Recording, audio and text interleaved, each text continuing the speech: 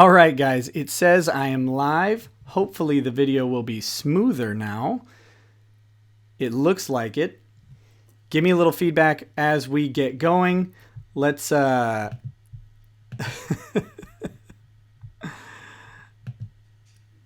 right. So here's the deal.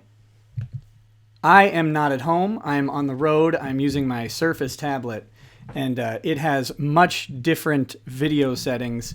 The internet is actually basically the same here as it is normally, but the camera recording resolution was astronomically high.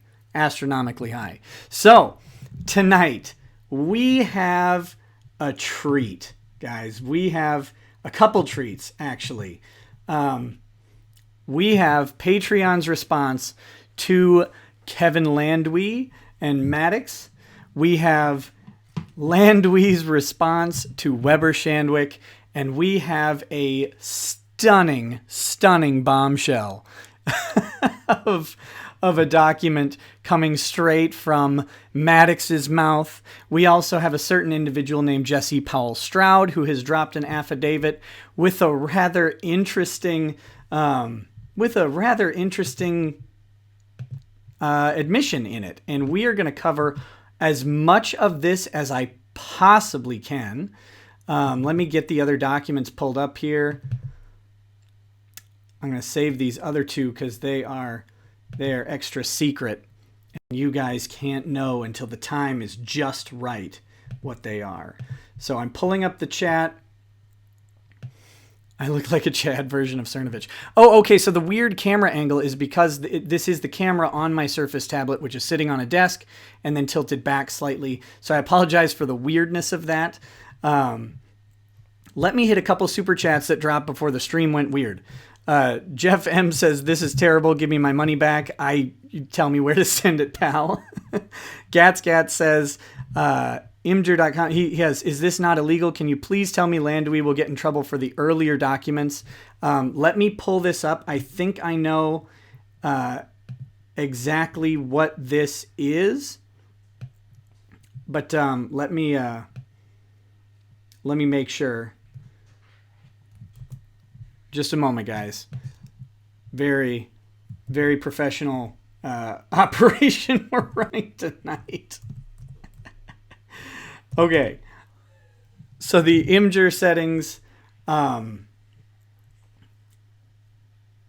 yes. Okay, we're going to talk about this, Gats. We're going to talk about this as we going. Let's see, a couple more. So Coach K says, "You look like a Chad version of Cernovich." Cheers. Thanks, buddy. Whoa, I remember that game says, "Who is a bigger liar, Maddox or Hillary Clinton?" Hard to tell at this point. Carlos Pena says, "Here's your 10% commission for the Bowmore I bought." It's damn good. It is. And I have an important thing here. I am using, I'm going to be drinking this Bowmore 15 tonight, which is a favorite. And at midnight, we have a special event. And for that special event, I have bought a special bottle of whiskey that will make things even more interesting. And this is a whiskey I do not drink, have not drank, and I will do a review on it live. So cheers to that. Elijah Watson says, "Listening as I fall asleep. It's like an adult bedtime story." It's only going to get better, buddy, as we go through these documents. So we have a lot to cover tonight, and I want to say I'm going to try to cover as much of it as possible, but we may go into tomorrow. There may be there's probably going to be another live stream tomorrow anyway, because I like to stream on Fridays, and there will probably be more to cover. And if it needs to, we'll get the document. I see that there is some weird video choppiness, and there's not much I can do about that. But hopefully the audio is smooth, so we'll just kind of power through it. All right, housekeeping. As always, you can chat to me in two ways. You can do a super chat, which is great because I see it. It's very visible, and I can reference back to it really easily on my end. So if you want to do that, if you want to ask a question, send a super chat. I will definitely and and definitely address the question if I am able to. If let's see, if you do not want to super chat, because I don't ever require anyone to pay me money to talk to me. If you do not want to do that, or if you're not unable to do that, that is fine. Tag me on with @Rekieta Law in the chat, and I will attempt to answer your questions.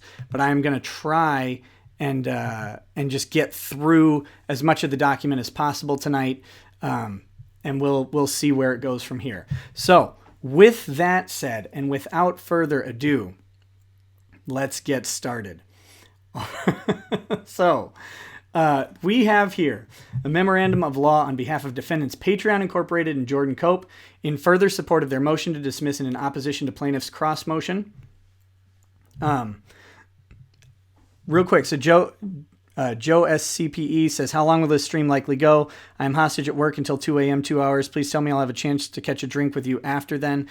I think this stream is going to go about 3 hours. 3 hours. And if it's getting longer than that, we're definitely going to push into tomorrow. And it very well likely will. Ben asks, is this new camera angle the 5'10" cam? Yes. Yes, I am taller than 5'10". New camera angle is at 5'10". And of course, I am a towering giant. And yes, I do charge people to talk to me, but not you guys. I don't charge you guys to talk to me, as evidenced by me answering your question. So hopefully everything is set up. Let me do this at the start because I don't have the banner on this computer. Please check me out on Patreon, patreon.com/lawsplaining. The link will be in the description, or is already in the description. If you like what I do, throw me a couple bucks. If you need an audio version of anything I record, it's on there as well. And Tillip asks, you heard there's a lawsuit involving a cartoon frog? Yes, I covered it last night. Pepe the Frog creator, Matt Fury, is suing Alex Jones, so you can check out the video on that. I think it's pretty good.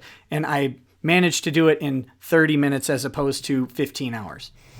Jesse Samuel Anderson asks, do you like Woodford Reserve? I have not had Woodford Reserve, but it's on my list of things to try. All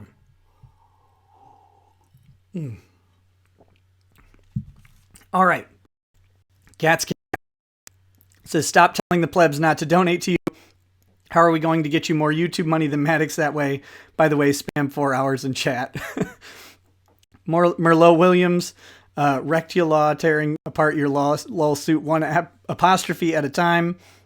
And Countertune says, I'm normally never able to watch because when you stream, because I live in Australia, but you're streaming at a reasonable time. Love your work, cunt. Well, thank you, sir. I know that in Australia that is an endearing term, and I appreciate it very much. Yes, get to the ramshackle. Okay, so this is Patreon's response, and here we go. So let's go through the table of contents real quick. We have the preliminary statement, argument. The court lacks personal jurisdiction over Patreon and Mr. Cope. The court lacks specific jurisdiction over Patreon and Mr. Cope. Plaintiffs are not entitled to jurisdictional discovery. I agree with those headings. Mr. Uzunian's claims cannot be brought in this forum. Mr. Uzunian's claims can only be in California court, and Mr. Uzunian's claims are barred because he agreed to arbitration. Yes, he did. The cause of action should be dismissed for failure to state a claim, negligent failure to warn, fraud, deceptive trade practices, and promissory estate. 12 pages of goodness. Here's their table of authorities. How does LanDUI being permanently unable to drive work? Is that only for the states in which he's currently licensed, or is there reciprocity between all states? He is unable to drive. There should be actual reciprocity between all of the states under the full faith and credit clause of the Constitution. It's the same clause that requires, or I guess basically demands, that all states do respect the driver's license of other states. They also must respect the restrictions of other states. I apologize if the audio is choppy, guys, but we're going to try and power through as well as possible. Is it really that terrible? Yes. Oh, man. I just got confirmation from the other room. Let me see if I can drop the video on the fly here. Let me custom. Just a second, guys. Let's go way down on the resolution. Ah, my face is tiny. It's when you're scrolling. It's all, that's what someone was saying. When you do anything on the surface. Okay, just a second, guys. My computer's catching up here.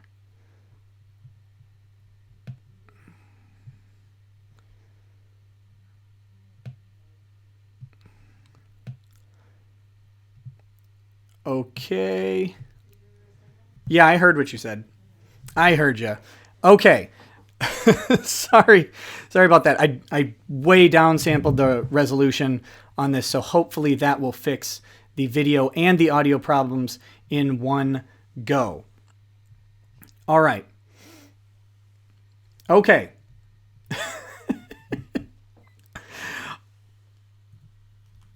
I should have pre-tested this, but I didn't have time. I apologize.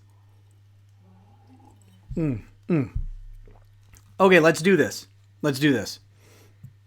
All right. So, defendants Patreon Incorporated and Jordan Cope respectfully submit this reply memorandum of law in further support of their motion to dismiss plaintiff's claims pursuant to CPLR 3211A8, 3211A1, and 3211A7. All right. Preliminary statement. Plaintiff's opposition brief is a ramshackle affair. 25 pages long, much of which is single-spaced, and containing a plethora of case citations, but making only a handful of actual arguments. As set forth below, those arguments are unavailing. And the real SG125 says having lady rackets watching the stream might be clogging up your bandwidth. The bandwidth actually isn't the problem on this one. It's the I can tell because OBS is telling me the video was really messing with the video encoding was messing with it. So we're gonna just power through. Otherwise, I'll spend all day tech supporting this thing, and I don't know if that's useful. Not easily, no. So anyway, if the audio gets terrible, let me know. If it is terrible, I guess let me know. But on my end, I mean the throughput should be fine on the bitrate. Whatever. I'm gonna use technical terms. All right. So, irrespective of whether the other defendants have connections to New York sufficient to support personal jurisdiction or engage in actionable misconduct, Patreon and Mr. Cope are not proper defendants to this action. Lady Rackets is taking care of a baby at the moment. I'm hoping to have her show up on the stream really soon. Okay. Patreon is a California company that has minimal connections to this case. Plaintiff George Azunian and certain of the defendants use it as a way to earn income for publishing content, and Mr. Azunian allegedly lodged complaints about those defendants with Patreon, which plaintiffs allege should have been handled differently. The interactions between Mr. Azunian, a resident of California, and Patreon employee Jordan Cope, a resident of California who has never even visited New York, all took place outside of this jurisdiction.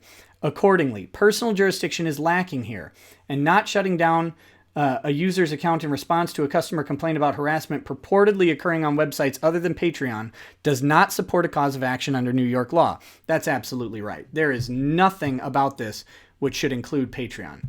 Further, Mr. Azunian agreed, as a condition of joining and continuing to use Patreon, that any disputes between him and Patreon would be subject to mandatory arbitration and to the exclusive jurisdiction of California courts.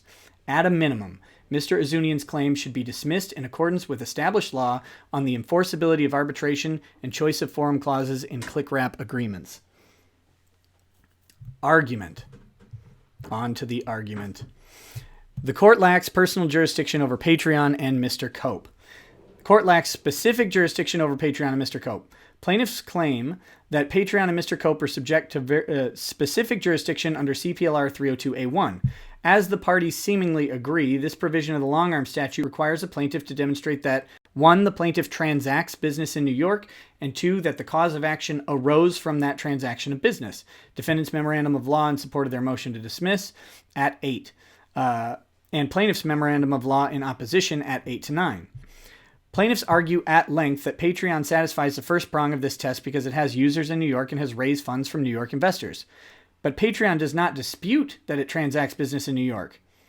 The reason there is no specific jurisdiction over Patreon is that plaintiffs cannot identify a connection between the business that Patreon does in New York and this dispute, which arose in California and involves alleged injuries to 2 California residents. The New York Court of Appeals has held that a claim arises from a particular transaction under the second prong of CPLR 302A1, where there is, quote, substantial relationship between the transaction and the claim asserted. See Johnson v. Ward. A connection that is merely coincidental or attenuated is insufficient to support jurisdiction under CPLR 302A1 and due process principles. See also Johnson. So memorandum at 8 to 10 and see also Johnson. Finding no jurisdiction because plaintiff's cause of action arose out of defendant's allegedly negligent driving in New Jersey, not from the issuance of a New York driver's license or vehicle registration. So there you go. Footnote, plaintiffs do not appear to contest the fact that Patreon and Mr. Cope are not subject to general jurisdiction in New York, nor could they. Absent exceptional circumstances not present here, a corporation such as Patreon is only subject to general jurisdiction in its place of incorporation, and its principal place of business, neither of which is in New York. And they have lots of authority for that. Okay. They also cite Picardo v. Zayas. Since the plaintiff failed to demonstrate a sufficient relationship between the defendant's activities in New York and the cause of action asserted in the complaint, the Supreme Court was not authorized to exercise personal jurisdiction over the defendants pursuant to CPLR 302A1. This standard applies to all defendants, including interactive websites. See also Stern versus 4 Points by Sheraton Ann Arbor Hotel, where the relationship between a website's interactions with New York and the alleged misconduct was too remote to support specific jurisdiction.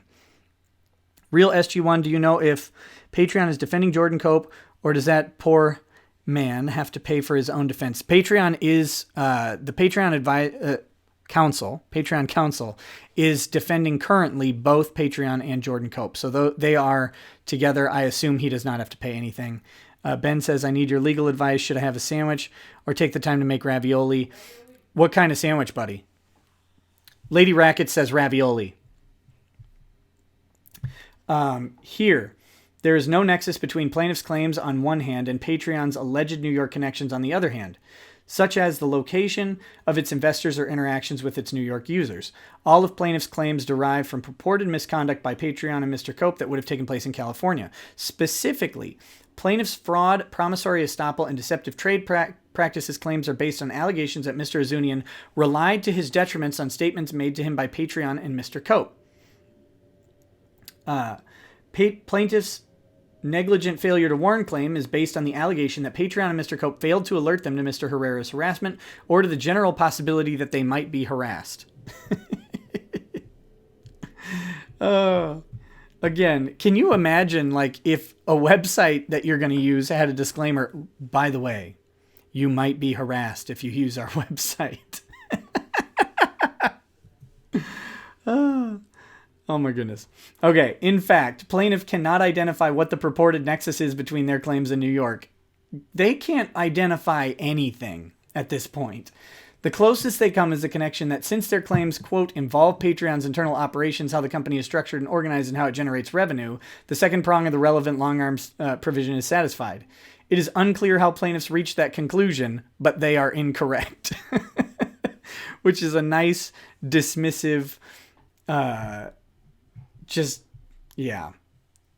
so dismissive as to be insulting, and I love that. Their claims concern alleged misconduct that took place in California where Patreon is headquartered and Mr. Cope works. Yes, nexus legalese for something, asks Wild Matsu. Yes, nexus is, in legal terms, a nexus is the focal point or the common point between many different things. So to have a nexus of a transaction, you would have all of the events required for that transaction, or at least the significant ones, meeting up at some certain point, and that is a nexus.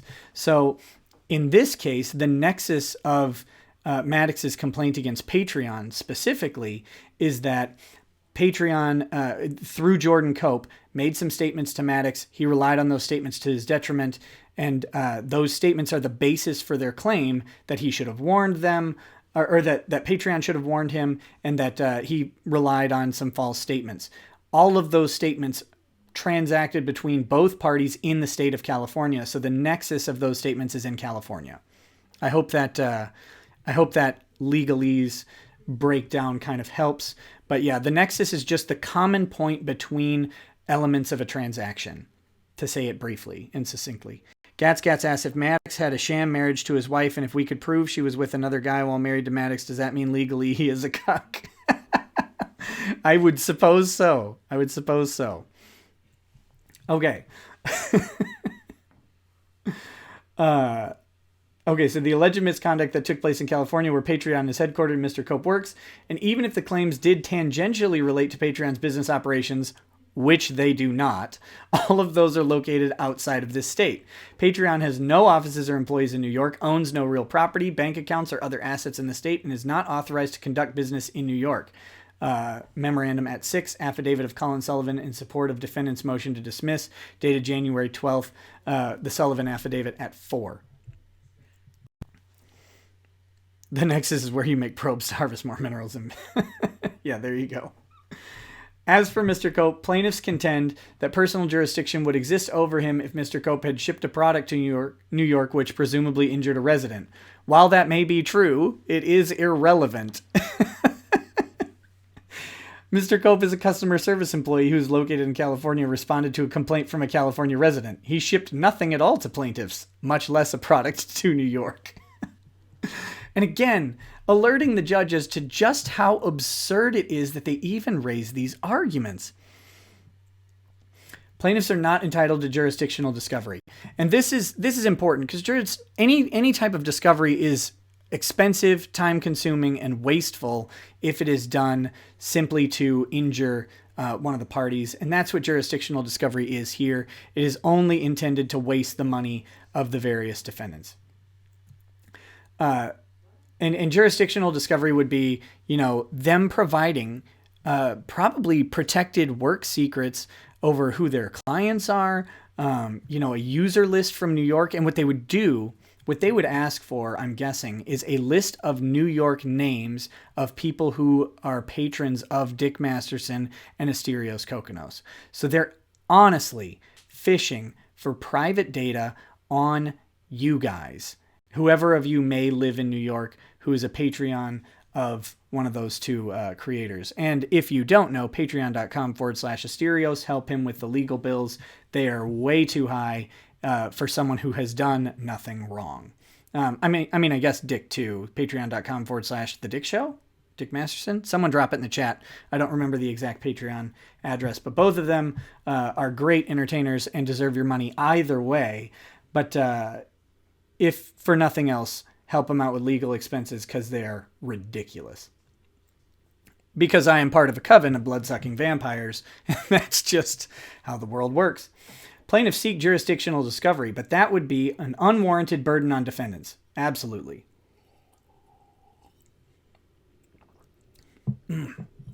Jurisdictional discovery is only appropriate where a plaintiff has put forth a prima facie case of personal jurisdiction and has demonstrated the possible existence of essential jurisdictional facts that are not yet known. Cott versus Ramirez. See also Deere Consumer Products Incorporated versus Little. In order to be entitled to jurisdictional discovery, a plaintiff must make a threshold showing which would warrant further jurisdictional discovery, and internal quotation marks omitted. In this matter, there is no dispute as to where the alleged misconduct took place, as the locations of Patreon, Mr. Cope, and plaintiffs are evident. Discovery would be inappropriate here because plaintiffs have not identified facts relating to the second prong of CPLR 302A1 that require further development. Hat Buckles, thank you so much for the donation. You don't have a question there, so I can't read anything. Let's see. Maya whatever. Hafner versus Killington. Killington is a sweet name. Killington Limited. Plaintiffs did not make a sufficient start to warrant jurisdictional discovery because they did not allege facts that would support personal jurisdiction and thus have failed to indicate how discovery might lead to evidence showing that personal jurisdiction exists here. Thus, plaintiff's cross motion should be denied. Plaintiff's cross motion should be denied and plaintiffs should be thrown in jail. Ben says, I know the New York State Court clerk and I've been sharing details of this case with her. I'm not sure she even believes this is a real case. And Hat Buckles says, all you, bruh. I agree, all me, but also all you. And hopefully I'll have some time to pop into IRC this week and chat. Mr. Azunian's claims cannot be brought in this forum. Mr. Azunian's claims can only proceed in a California court. As previously explained, Mr. Azunian's claims implicate Patreon's terms of use, which he agreed to as a condition of joining Patreon and by continuing to avail himself of the platform. Footnote, as used here in terms of use or current terms of use refers to the user terms that are effective as of November 1st, 2016, and original terms of use refers to the user terms in place when Mr. Azunian joined Patreon. See Sullivan Affidavit 6-9 and Exhibit 2, original terms of use, Exhibit 3, current terms of use. Gatscat says, if we're going to make this 5 hours, you better start drinking more and talking less. And Phelan Miller says, how many nights a week do you drink? It's actually pretty much when I stream or record, so it really varies by week. But outside of that, I don't drink very often. Hatbuckles, just check your email. I sent you info for that case I told you about last week. Okay, will do, buddy. Don't you mean orangutan? Yes, I mean orangutan. Thank you for reminding me. Oh, my goodness. Guys, I'm out of my element here. I'm like Donnie. In joining Patreon. Oh, wait. Let's see. I jumped way ahead. The terms of use establish the courts located in San Francisco, California as the exclusive jurisdiction and venue for any legal proceedings. Plaintiffs do not directly challenge the exclusive jurisdiction of the San Francisco courts, but instead argue that 1, Plaintiff Azunian only agreed to the original terms of use, not the current terms of use, and 2, the original terms of use are unenforceable because they are a contract of adhesion. Plaintiffs are wrong on both counts. And how often has that been said? Clay, drinking 7 days a week is totally normal. Yep, you shouldn't check into a rehab. And joining Patreon, Mr. Azunian agreed that Patreon could update its user terms and that his continued use of the service would constitute his acceptance of any and all changes. Since Mr. Azunian has continued using Patreon service, even after the filing of this action, he has demonstrated his acceptance of the current terms of use, but in any event, this is a red herring. Whether or not Mr. Azunian has agreed to the current terms of use is of no moment because both the original terms of use and the current terms of use designate the courts of San Francisco as the exclusive jurisdiction for any litigation between the parties. Accordingly, even if Mr. Orangutan did not assent to the current terms of use, his assent to the original terms of use is sufficient to compel dismissal of his claims.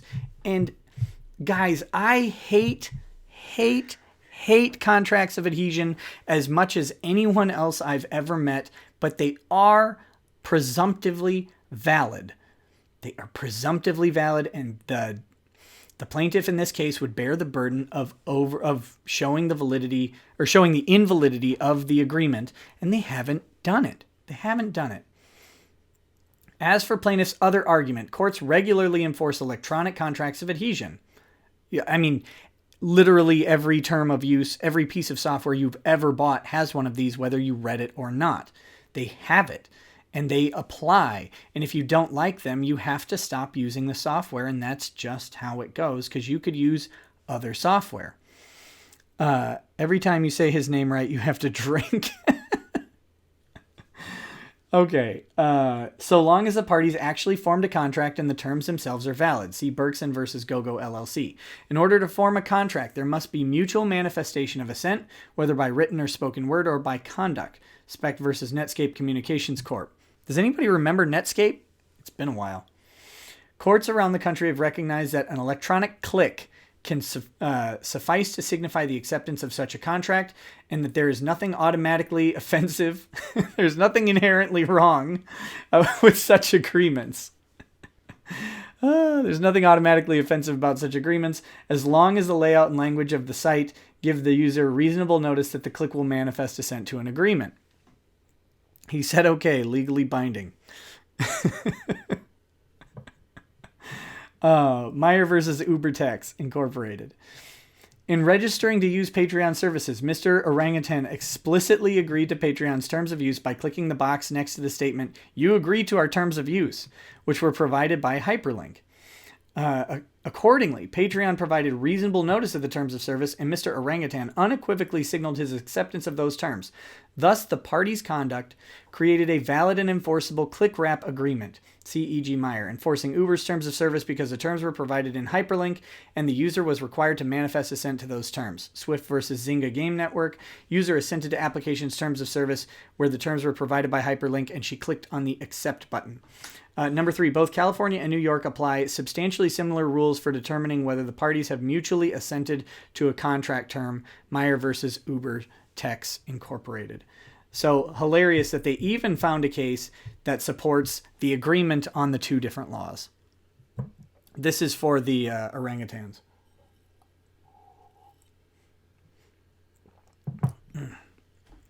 If you had to choose, who do you think would make a better lawyer? LanDUI or Charlie from It's Always Sunny?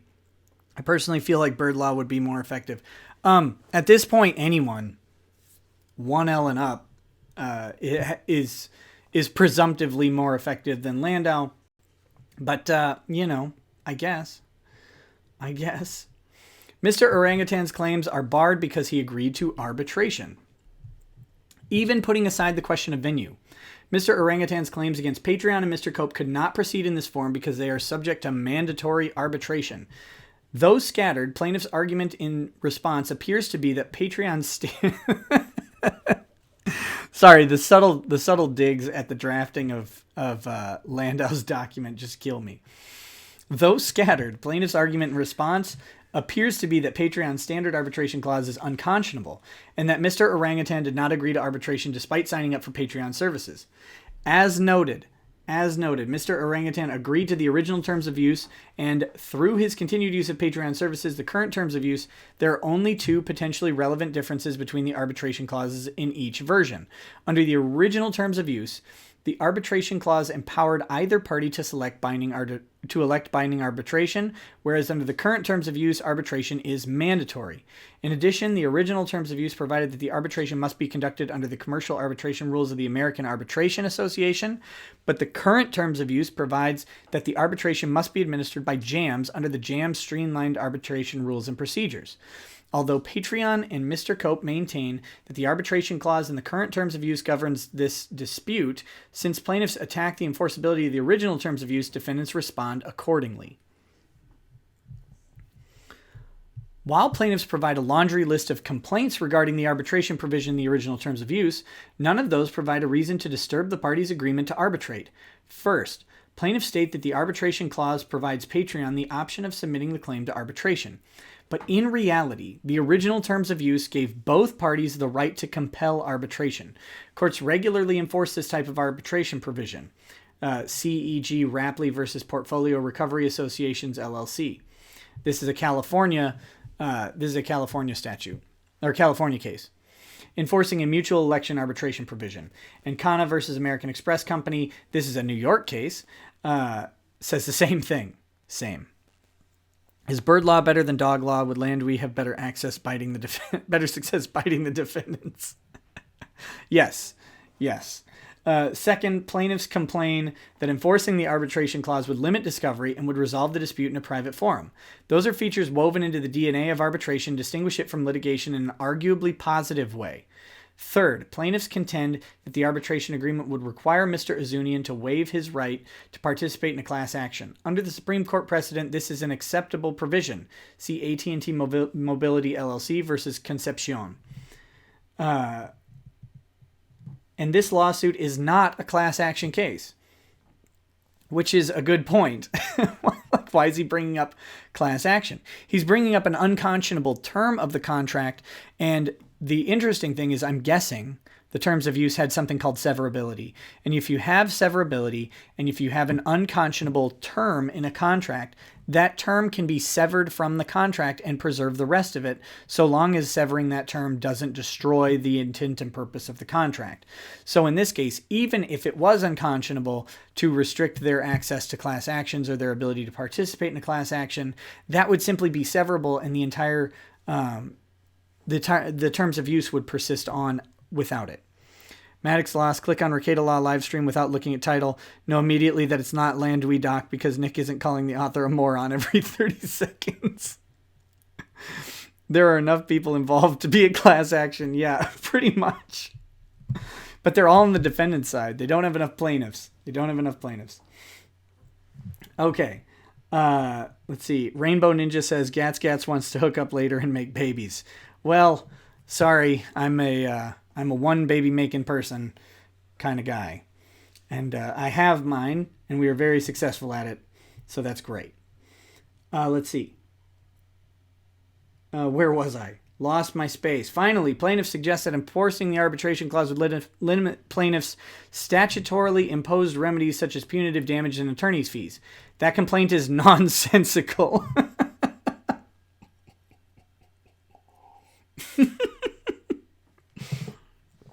Adam Smith, because Ben is a weenie and can't front the money to Super Chat. Thanks, Adam. On behalf of Ben, I thank you. Let's see. That complaint is nonsensical as the original terms of use imposes no such limitation, and the AAA commercial arbitration rules allow an arbitrator to grant any remedy or relief so long as it is within the scope of the party's agreement. See AAA commercial arbitration rules R47A. None of plaintiffs' complaints render the arbitration provision unconscionable, and if you notice, guys, look at the sweet, seductive use of proper apostrophes. Man, is it beautiful. Or unenforceable. Arbitration is favored in New York as a means of resolving disputes, and courts ordinarily resolve any doubts in favor of arbitration. I'm a 5 baby-making individual dummy. Yeah, no. One co-baby maker, not 5, not one child, not one baby, one co-baby maker kind of person. I have chosen my baby-making partner, and we are effective at it. That is what I was saying. Sorry. Nick, spell I-C-U-P. Oh, got me, buddy. Phelan Miller, I love having you guys in the live chat. Thanks for making it a fun time. You guys provide far more comedy than me.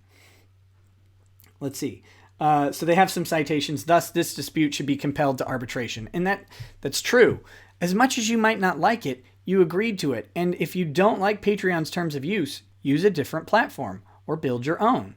Because some people get kicked off of Patreon over and over again for violating the law and violating their rules. And what they do is they have to develop their own platform to get money from their fan base. I'm sure there's someone you know, Maddox, who can help you out with that. Jeff Pierce says, bands that make Nick dance.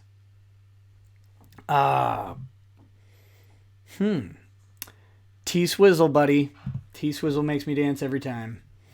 The cause of action should be dismissed for failure to state a claim. And this is the heart of every single claim they have, or every single non-claim that they have. Every single point that they have is failed to be backed up by a claim that the court can actually enforce. Spell 1488. Is it a general rule that the more expensive a lawyer is, the fewer apostrophes they use? I don't think so, because I think LanDUI is an expensive attorney. And I know, or I think he's an expensive attorney because there is a lawsuit that LanDUI is personally involved in as a party, where he is suing a client, a former client, who he represented for 6 months on various matters. And then the client apparently fired him and hired what seems to be a competent attorney to take over. And he has sued that client to put a $60,000 lien on the outcome of that case based on his representation over the course of 6 months. This is one client LanDUI has charged $60,000 to over 6 months and didn't even step into a courtroom on their behalf. I mean, to me, That sounds like an ethical breach. Rainbow Ninja, no, Nick, I want Gats to make a baby with me. Oh, yeah, well, go for it, guys. That's all yours. That's up to you. What's your favorite song? I have no idea. My favorite Taylor Swift song or favorite song in general, you'll have to make that clear. How many unnecessary apostrophes before setting fire to the document becomes a legal action? I think the court should maybe impose a ritual burning as a remedy in this case. Okay, so negligent failure to warn. There are 2 fundamental defects with plaintiff's negligent failure to warn claim. They should say there are 2 fundamental defects with plaintiffs and just, each of the plaintiffs are fundamentally defective. Neither of which they adequately address. Further, the claim is logically flawed. Shocker that anything coming out of Maddox would be logically flawed, but alas, here we are. Shake It Off is not my favorite Taylor Swift song. Oh, okay, it's Forever and Always, the acoustic version. The piano version. Sorry, the piano version of Forever and Always, which is on her... I can't think of what the CD is titled, but it's the titanium edition of whatever it is. And I don't know what my favorite Death Grips song is. I don't listen to Death Grips, but send me some links on Patreon or Facebook or something. I'll give them a listen. Don't pigeonhole me on genre, because while I love T-Swizzle, I mean, I listen to all sorts of genres of music. I'm no longer a genre snob that I was in my youth, and I find appreciation in all fine things. So, first, the claim is logically flawed. And Andrew Gluck says 7 minutes to midnight, get that bottle ready, and it is right next to me. First, the claim is... Gats, interrupting me. Rainbow, not unless you can make them from what you clean off your face. Oh, wow, that's a little graphic. First, the claim is logically flawed because plaintiff would not require a warning about Mr. Herrera's harassment, as they were the ones that informed Patreon of the issue in the first place. This would be the equivalent of a whistleblower arguing that his or her employee was obligated to furnish the whistleblower with a warning after the whistleblower came forward. Given this issue, plaintiffs have pivoted to a new theory. When Mr. Orangutan joined Patreon, the company was supposedly obligated to inform him and Miss Blum that they could become subject to online harassment. However, the complaint does not allege that any acts of harassment took place on Patreon's platform, and such a warning would therefore have been of no benefit to plaintiffs. There's also no basis for plaintiff to claim that Patreon had a duty to warn plaintiffs that they could be subject to harassment on different websites such as Twitter or Facebook that have their own policies and procedures for handling harassment complaints. But did they consider that people who subscribe to Dick Masterson on Patreon might go somewhere else and harass Maddox? Did they consider that? I don't think they have. Hopefully, if Maddox can just get into New York and explain it. What is your favorite Maximum, the Hormone song? I don't know, man. You got to send me links to this stuff. I'm a complete music normie, so if it's outside of, I don't want to say mainstream, because, not mainstream, but if it's outside of like what you guys would probably consider normie music, I haven't really listened to it. Let's see. In addition, this newfound theory is based on the misguided assumption that plaintiffs were unaware of the risk of online harassment.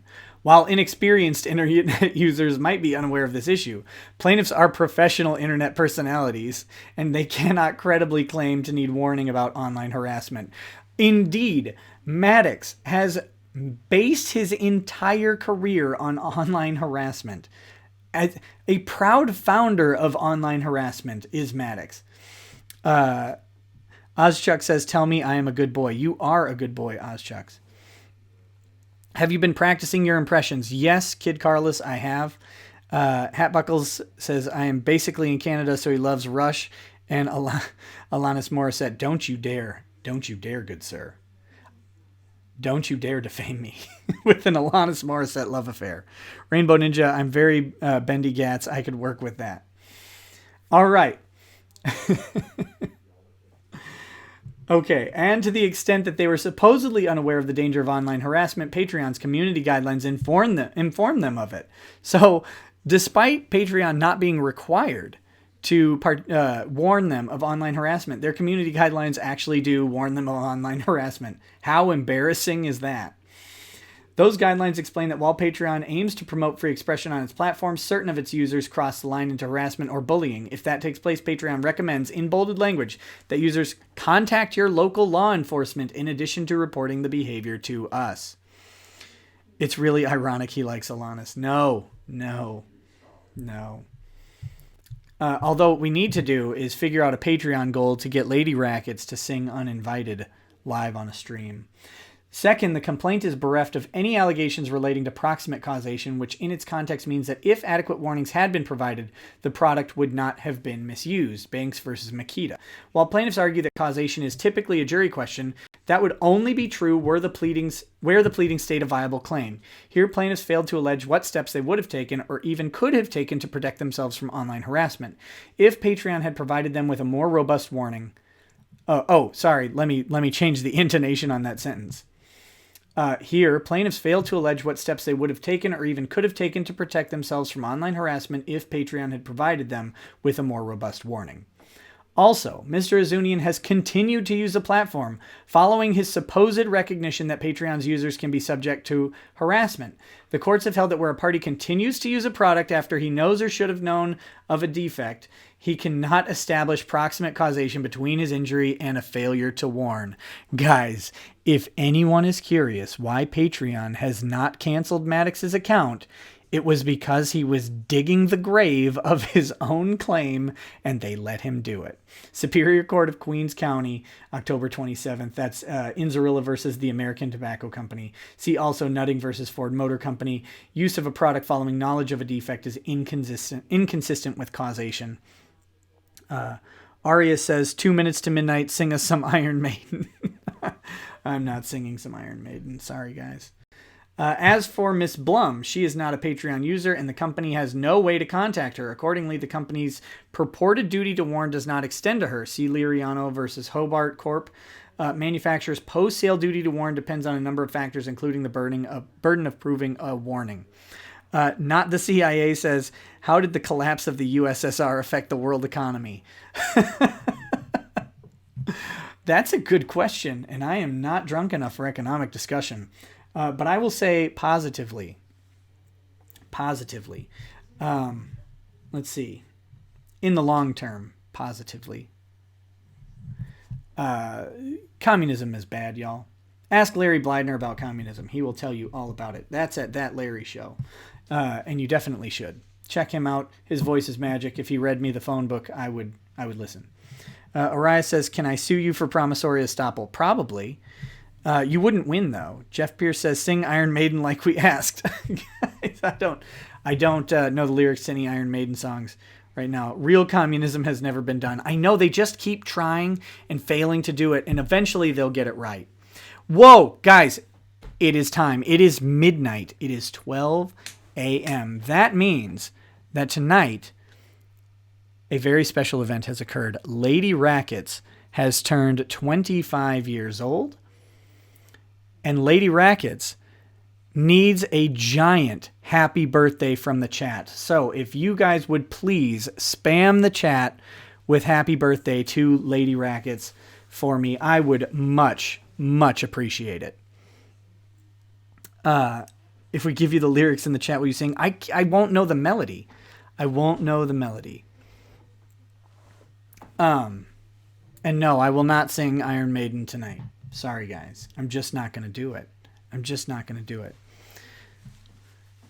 So, in honor of that, Lady Rackets, are you going to join me? I don't like that camera angle, though. I don't either, but that's the way it goes. Will it be too hot if you put the camera or the computer up on something? On what? A box. She brought me a box. Not your box. I could bring you another box. No, this is... Or Let this. me... Whoa! Getting... Now we're getting real racy. Hold on, guys. We're adjusting some camera angle here. Oh, it's already better. See? Better than Quiet, this. I'm going to bed. Okay. Family All of you speak. guys are Happy in birthday. frame here. It's a little weird. Hi, Mom. Are we That's on? my mother. Are we just Yep. giving her just for her birthday. Yeah. We're just Well, making out back here. Just make it out. I can't even see where the camera She is being spammed, Lady. Happy birthday, Lady Rackets is being spammed. And of course, you're even watching. How dare you? Well, I was, and then Keep it going, guys. I had to leave my camera. And Ashley Princess says, don't happy even birthday, see Lady Rekieta. Thank you guys so much. So, in honor, Where is the camera? I don't even. it's right here. Okay, The camera's am I- right here. I'm not on it though, right? You are currently not on it, That's correct? What I was making, that's what I was Okay, Chris Howell, thank you so much. I wasn't on it when she kissed me. Did you get her present for her birthday like Cartman? No, I did not. We got a special bottle of whiskey to try. You didn't? Did you show him? Not yet. Not yet. The special. This is the special bottle of whiskey. No, she is not. Am I what? Not you. I need to read. Said, is my mom single? No, she is happily married. You need to scoot over. I can't see when. Okay, she is here. Lady Rackets is on stream. Ask your such a mom good if she name. knows any Iron Maiden. Mom, do you know any Iron Maiden? I know what an Iron Maiden is. She knows what an Iron Maiden is. She'll put you in one. Yes. Hat Buckles, Lady Rackets can to rent cars now. Happy birthday. So guys, here we go. No, my mom is not single. Yeah, my wife is probably single. I am single. Definitely. You're not outside my mom's house, Max. That's weird. Well, Max is close by. Oh. Adam Smith, a happy birthday, Lady Rackets. Thank you so much. So guys, here it is. The special bottle for Lady Rackets' birthday in honor of the live stream. Should we review this bottle on stream? Should we do that? I don't know if that's a good thing. Lady Rackets, what's your dad like? Cack man, come on. Oh, you missed one. Did you read it? Which one? Wait, you gotta go back Cax? up. No, I don't know. Is it? Screw Lady Rackets? Oh, yeah. That one? Yeah. Yes, I want Mama Rackets here. Guys, Mama Rackets is happily married to Daddy Rackets. Daddy Rackets. Don't do it. It will poison your soul. Bad husbanding. Okay. Guys, would anyone buy a bottle this small that is not named Maddox and actually intend to drink it as a serious matter? No. Can you grab the actual bottle? It's in Box. the Grab the box. Okay. We went out and picked out a very special Patreon funded specifically. Thank you. Patreon and Super Chat funded specifically bottle of whiskey. This is a rare, exceptional bottle. I have never tried it, and I'm very happy to do so. Here it is. This is a Dalwhinnie. Yep, there you go. 25-year limited release.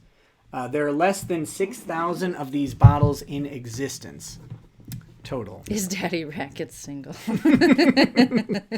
So there are things inherently wrong with Fireball. So anyway, guys, we have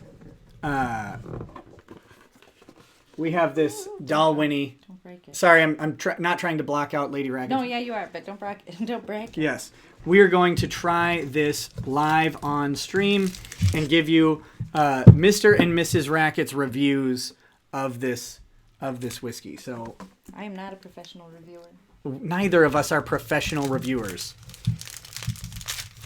Does Lady Rackets have a sister near Los Angeles? No, she does not. All of her sisters are local. And married. Thank you. Does Mama Rackets understand what this show is? I don't know if she does, and that might be for the best. So let me see. Someone put a bunch of paper on this thing. So that's probably crackling like crazy on this mic. All right. So. Aren't you 15 years older than Lady Rackets? I love that y'all believe that I'm 25.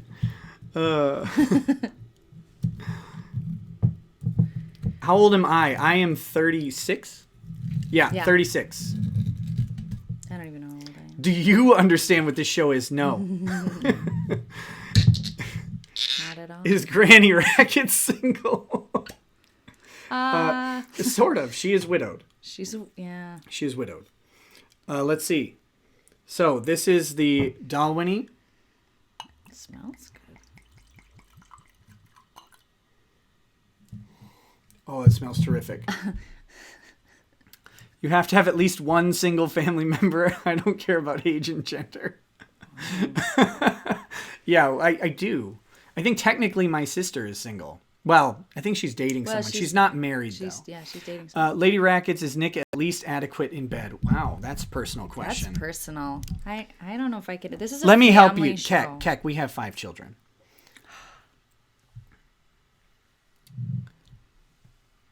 I'm just saying we have 5 children. I'm apparently effective at something. No comment as to quality. Let's see. Quantity over quality. Ben made the ravioli.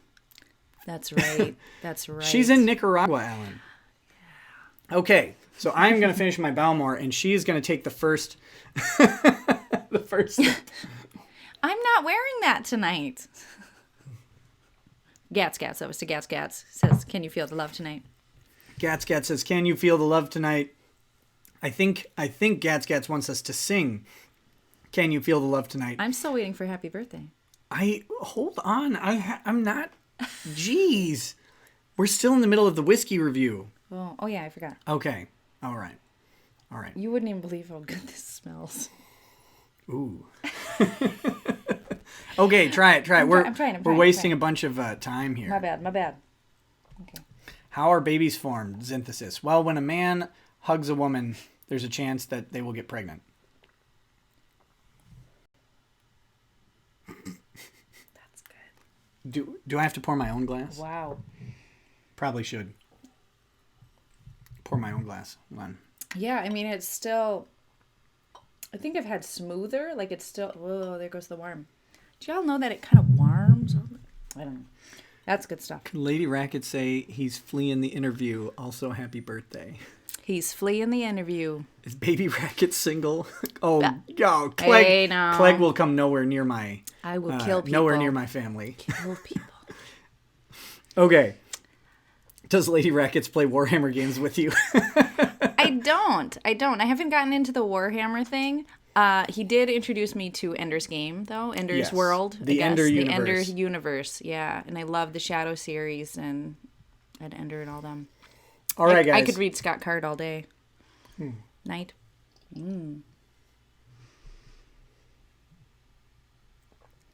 Okay, guys. That looked like a spiritual experience to me. Let me review this whiskey real quick in the best way that I know how. This whiskey shows that the sunk cost fallacy is something held onto by only the poor, unprivileged Armenians of the world. That's the best way I can describe it. It is a wonderful, wonderful scotch. It is very smooth. It is sweet. I'm a big fan of the Dalwhinnie 15 Distiller's Edition. This is far, far better. Sorry. For my Devil's Fun, you should read that one. Will never happen, buddy. Will never happen. Yeah, pretty much. Pretty much. That was my O-face. You need a duet before she goes. Can you duet Happy Birthday? No. It's a busy spider. Mama Rackets is still watching and listening. Didn't even know that was happening.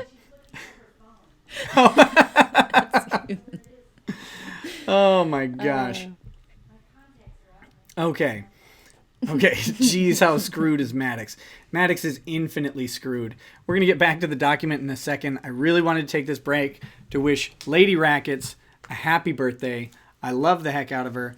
Let's see. Nicholas Melchiori says, I pulled over just to say happy birthday to Miss Rackets. Also, will you adopt me? Oh, come on in. We've got room for it, probably. Come into the fold. Lady Rackets would play Eldar for sure. I think so. I'll show her the models later, and we'll get a Lady Rackets visual alone based choice of what Warhammer faction she would play. I'll take a verse from A Whole New World. I've only had one sip.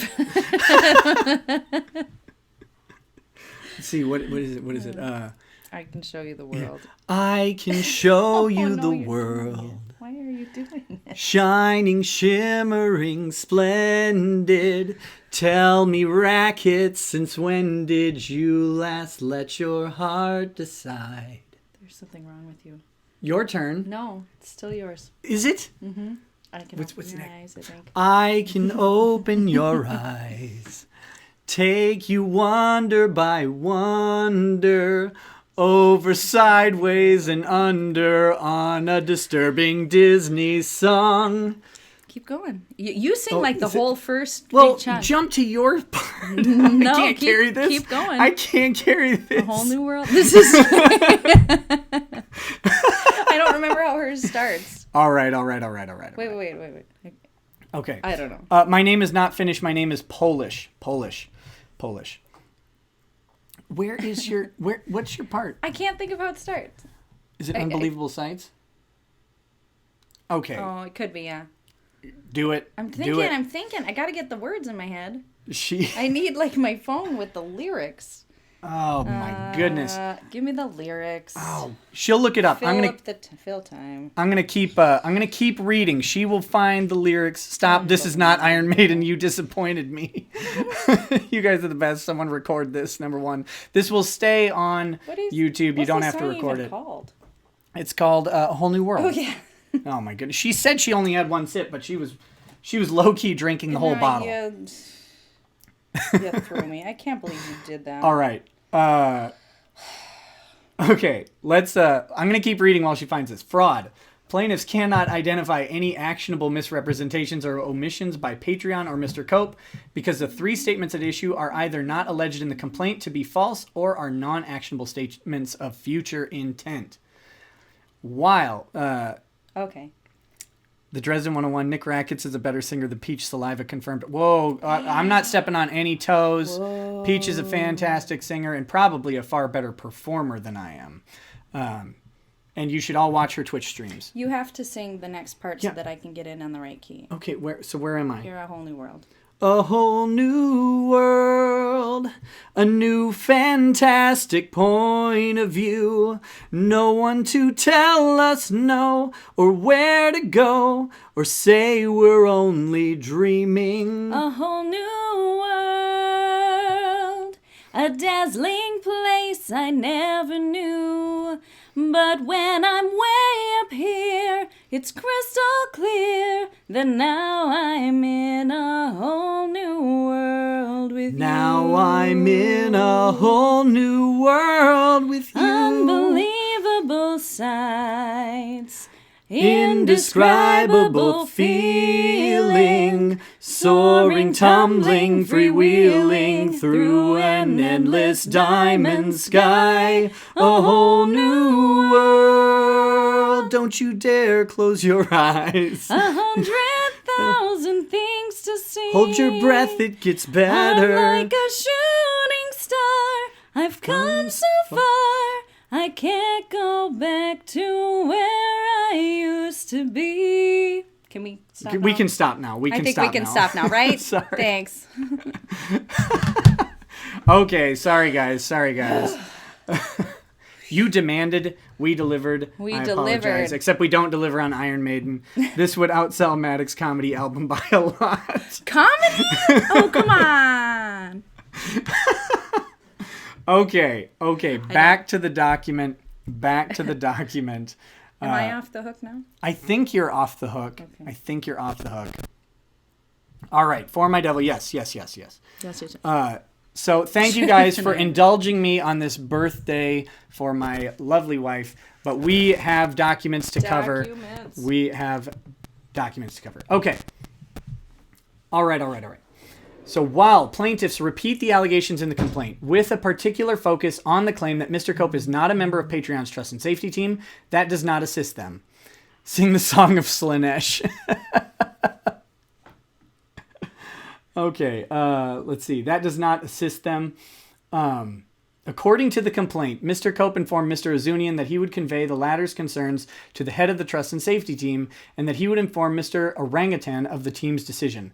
Neither of those is alleged to be false at the time it was made, and Mr. Cope did not represent that he was a member of the particular group at Patreon. As a customer service employee specializing in content providers like Mr. Orangutan, Mr. Cope was acting as a liaison to the trust and safety team, which investigates harassment complaints. 10 p.m. agenda says, great job, guys. This was my wife and mine song at our wedding. That's awesome, buddy. It's a good one. I do love Disney songs. I really do. Ashley Princess Slanesh is the best. Would you sing some death metal for 100 mad bucks? You got to prep me for the death metal, and I would have to... that would have to be sent to me in advance and for a later stream. I'm not going to do it on the fly because I'm just not. Okay. So let's see. Mr. Cope was acting as liaison to the trust and safety team, which investigates harassment complaints. It is not a fraud for Mr. Orangutan to be confused by Patreon's job titles or its customer service procedures. If he had questions regarding how his complaint was being handled, he should have asked. That's absolutely true. Alan Foster, sounds good, buddy. We'll have to figure out how to make that happen. Maybe at a road rage or something like that. Let's see. The fraud claim should also be dismissed for failure to allege justifiable reliance. Derek Gooley says A+ cans, though. Tillip says, Alexa, order 4,500 live ladybugs. The Alexa is not close to here. I didn't catch that. Okay, so the Alexa is close enough to hear. Andrew Glegg says, would Lady Rackets like me to tell her how old she is instead of 25? No, we'll stick with 25. She can yell how old she is if she wants. Will you sing Judas Priest Breaking the Law? Maybe on a different stream. Maybe on a... What was that? Okay, she is 34 as of today. She is 34. We are 2 years and some change apart in age. There's no cradle robbing happening here, guys. All right. The fraud claim should also be dismissed for failure to allege justifiable reliance. Fraud must be pled with particularity, and plaintiffs have not alleged how they were caused to take or refrain from any actions based on Mr. Cope's statement that he would update Mr. Orangutan on Patreon's handling of the harassment complaint or Mr. Orangutan's mistaken belief as to Mr. Cope's position. Guys, this bottle of scotch is really, really good. Plaintiff's only response is to contend that Mr. Orangutan justifiably relied on Mr. Cope's misrepresentations and omissions to his detriment and suffered substantial injuries and damages thereto. However, placing Mr. Orangutan's name before a list of the well-known elements of fraud is not an argument. They Molyneuxed him. And the aforementioned assertion does not excuse plaintiff's failure to allege reliance with particularity. I could still believe she's 25, Ben. And I've been married to her for a long time. Finally, Patreon's terms of use state that it may take time for the company to investigate complaints about its users. Given this explicit admonition, Mr. Orangutan could not have reasonably delayed in embarking on any course of conduct due to Mr. Cope's statements. Courts regularly dismiss fraud claims where the alleged oral misrepresentations are at odds with written contractual terms. Does the whiskey taste like burnt log and jet fuel? No. No, it does not. This is not a woody whiskey. It is not smoky. This is a very, it is a sweet whiskey. I'm going to have to think about the taste. Hat buckles. Favorite firearms of the Rekieta tribe members. I have a 45 Colt 1911 from the Springfield Armory. She has a 380 auto. It's a Sig Sauer P238 lady because she is a lady. And we also I have a 243 Winchester rifle, semi-automatic, but it is a hunting rifle with a 7-round magazine.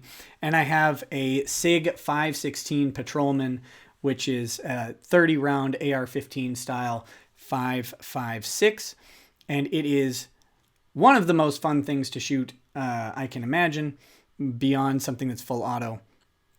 So I think you know, I'm a big fan of shooting the evil AR-15. Okay.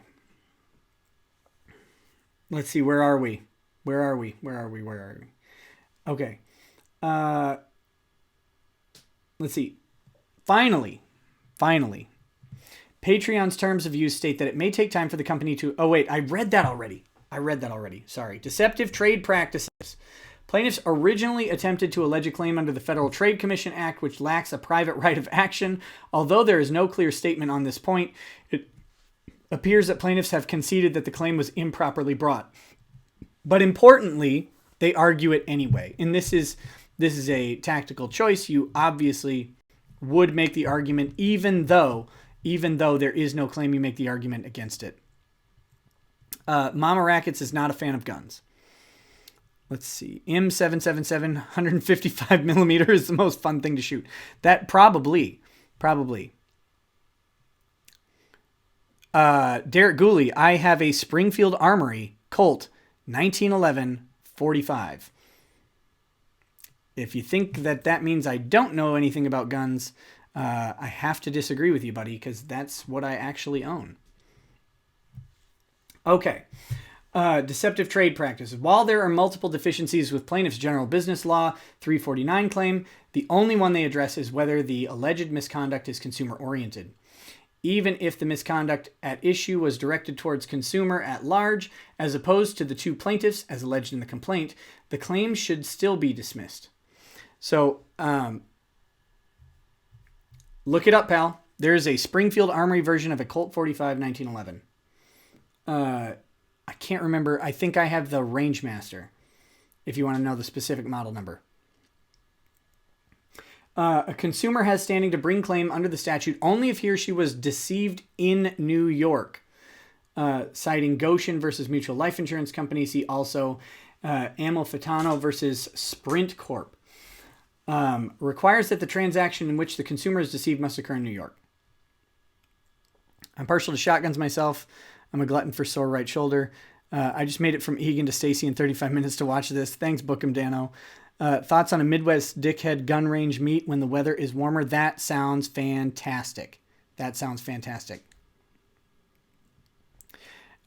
Gooley, check the Springfield. I'm pretty sure. But maybe I'm wrong. You know, you can look it up. But I'm pretty sure the Springfield has a Colt 1911 specifically. Let's see. Okay. This GBL 349 requires that the transaction in which the consumer is deceived must occur in New York. This geographic limitation reflects the fact that GBL 349 was not intended to conflict with the consumer protection statutes of other states. See Wilner versus All States Insurance. Explaining the policy considerations that motivated the decision in Goshen. The statute has no application here. Because the plaintiffs reside in California. Patreon is headquartered in California and the alleged misconduct took place entirely in California. Let's see. Guys. Okay.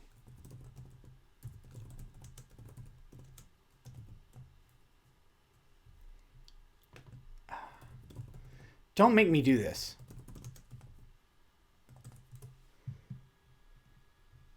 Let's see.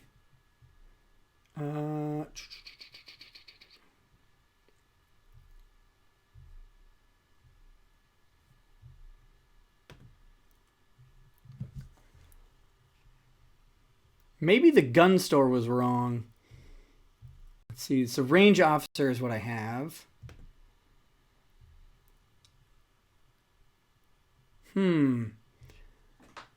Yeah, on the Springfield website, it doesn't say Colt, but I swear at the gun store, it did say Colt. So you may be correct.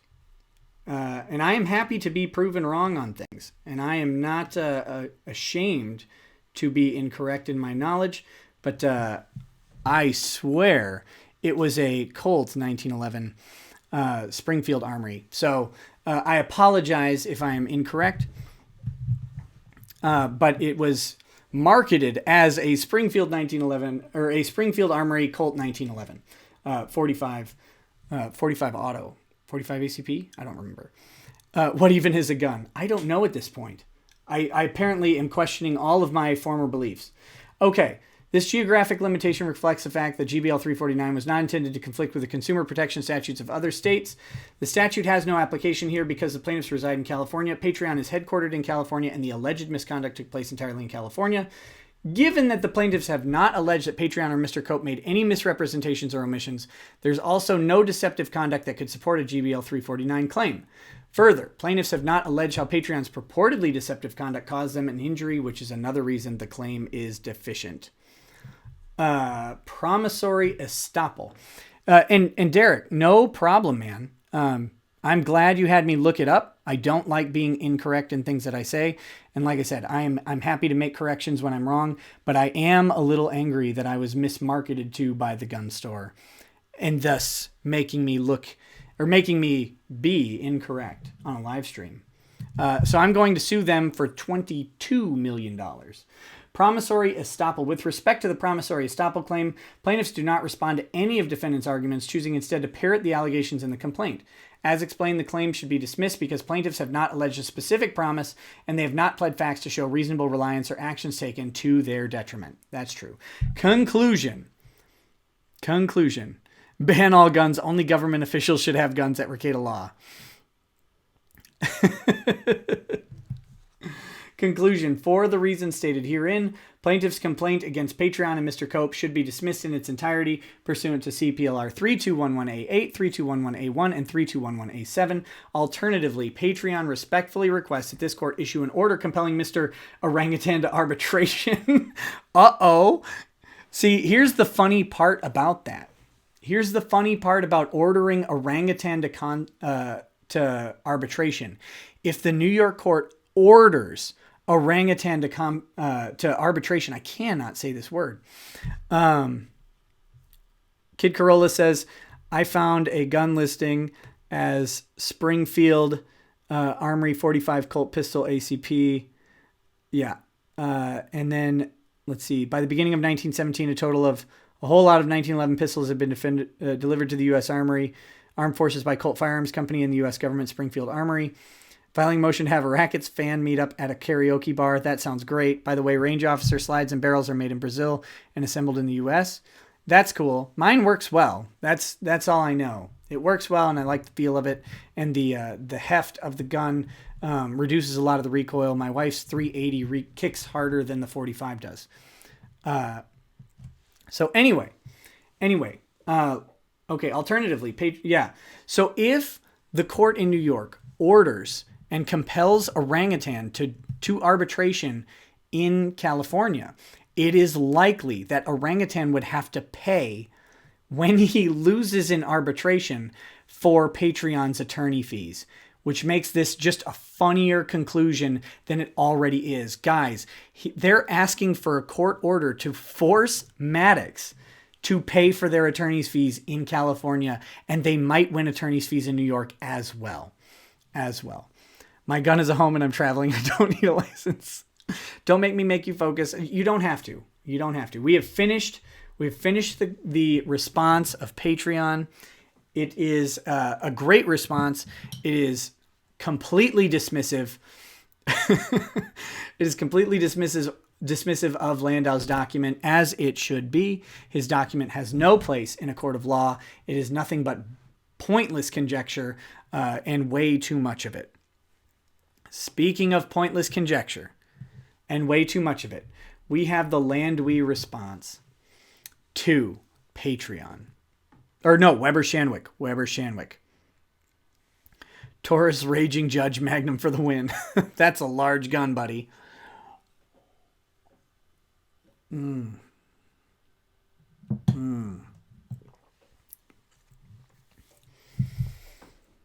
All right. In true. I am not going to blue ball you on the docs about Maddox and Heather S. I'm actually going to discuss them before we get into the LanDUI response to Weber Shandwick. I'm going to discuss them in just a moment. Are these lawyers on retainer tired of LanDUI? Yeah, the lawyers probably aren't because they're getting paid well. The inside counsel are probably really tired of it. The inside counsel, they get paid a salary. They do not get paid on a per case basis. So dealing with this type of stuff is frustrating and annoying for them. Okay, so real quick, guys. This is the LanDUI response to Weber-Shandwick. We're going to go through it in just a moment. But as pointed out by several people, we have some stunning admissions in the exhibits. And we're going to do that in just a moment. Wild Matsu says, on the topic of Patreon, do you think there's any chance Patreon will simply terminate Maddox's account, sort of a we don't want to do business with this guy anymore type of deal? I think that Patreon is waiting until the lawsuit's resolution and maybe arbitration's resolution, and then they will terminate the account. Remember, Patreon makes a percentage of whatever tiny amount Maddox still makes. So they, it doesn't hurt them to keep his account open. He's already brought the claim. So there's nothing compelling them to close it at this point. Although I think they will the moment this is done. But they're probably, one, trying to avoid any appearance of impropriety or retaliation in closing his account for bringing the lawsuit. And two, they're letting him dig his own grave. Because as they stated, part of the claim of reliance on false statements is that you stop using the product that you were relying on the false statements for. Fishmonster asks, since they stated that Asterios threatened retaliation for something they didn't even do, could that be considered perjury? We're going to get to that in just a minute. Okay. Here we are we're going to skip the document for now. We'll go back to it in just a second. These are the exhibits. The first exhibit, or exhibit 2, I think is what it's called, in this case is the statement of one Jesse Powell Stroud. Jesse Powell Stroud is a podcaster unpopularly known as Pod Awful. He has a somewhat dedicated fan base. He bills himself as an online troll. Remember that. He bills himself as an online troll who makes it his job to harass people as part of his shtick. So let's see what Jesse Powell Stroud has stated in his affidavit. In the state of Virginia, county of Campbell, he made this statement. That's really interesting. I thought Jesse Powell Stroud was in New York, but I guess he moonlights in Virginia. I wonder where. I, Jesse Powell Stroud, being duly sworn, deposes and says the following. It's depose and says the following. Say the following. You are singular under the penalties of perjury. Remember, guys, he is not lying here because to lie here would be an actual crime. Actual crime. You say he's in the chat right now too. If you are referring to AIDS Jesus is not Jesse Powell Stroud. Some people make that mistake. He is not. AIDS Jesus is a good guy. He's on the Reddit. You can check him out. He's done fantastic things for this LoLsuit in research. I believe he is the guy who broke the story about Mr. Burger. So do not confuse or conflate AIDS Jesus with Jesse Powell Stroud. They are two different caliber of men. But if you're referring to someone else, that may be true. That may be true. I make this affidavit on personal knowledge. Jesse lives in New York, but his parents are in Virginia, and he probably still has Virginia residency. Well, Derek, if you say so, I know nothing about the residency of his parents or the fact that he goes to their house with frequency or the fact that he may have rejected receiving a certified letter at his parents' house and pretended that it wasn't delivered to there. I know nothing about that. So, on or about February 3rd, 2017, I contacted Weber-Shandwick to advise them that their employee, Asterios Kokkinos, had been engaged in a harassment campaign against me for months. Guys, has anyone, tell me on the stream right now, because I have no knowledge at all of an Asterios Kokkinos campaign against Jesse Powell Stroud. Does anyone know if Jesse Powell Stroud was harassed by Asterios Kokkinos? I don't want to be a liar when I state that I have, well, I'm not lying stating that I have no knowledge, but I don't believe that this campaign ever existed. I believe that this guy is lying about the harassment campaign. Now, technically, he's not lying about the harassment campaign in this statement. He is lying. He's lying to Weber Shandwick, and that's maybe important as well. We'll talk about that in a second. But to my knowledge, Asterios has never even addressed Jesse Powell Stroud in any sort of public way. There might have been shit talking or a one-sided war. I have no idea. JPS is a living harassment campaign. That is true. Literally how he sells his business. So it's hypocritical, but hypocrisy is not necessarily a crime.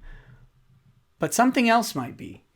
I called Weber Shandwick and spoke to 2 people from there on or about February 3rd, 2017. The first person I spoke with sounded concerned, and then I was referred to Joshua Kaufman, the general counsel for Weber Shandwick.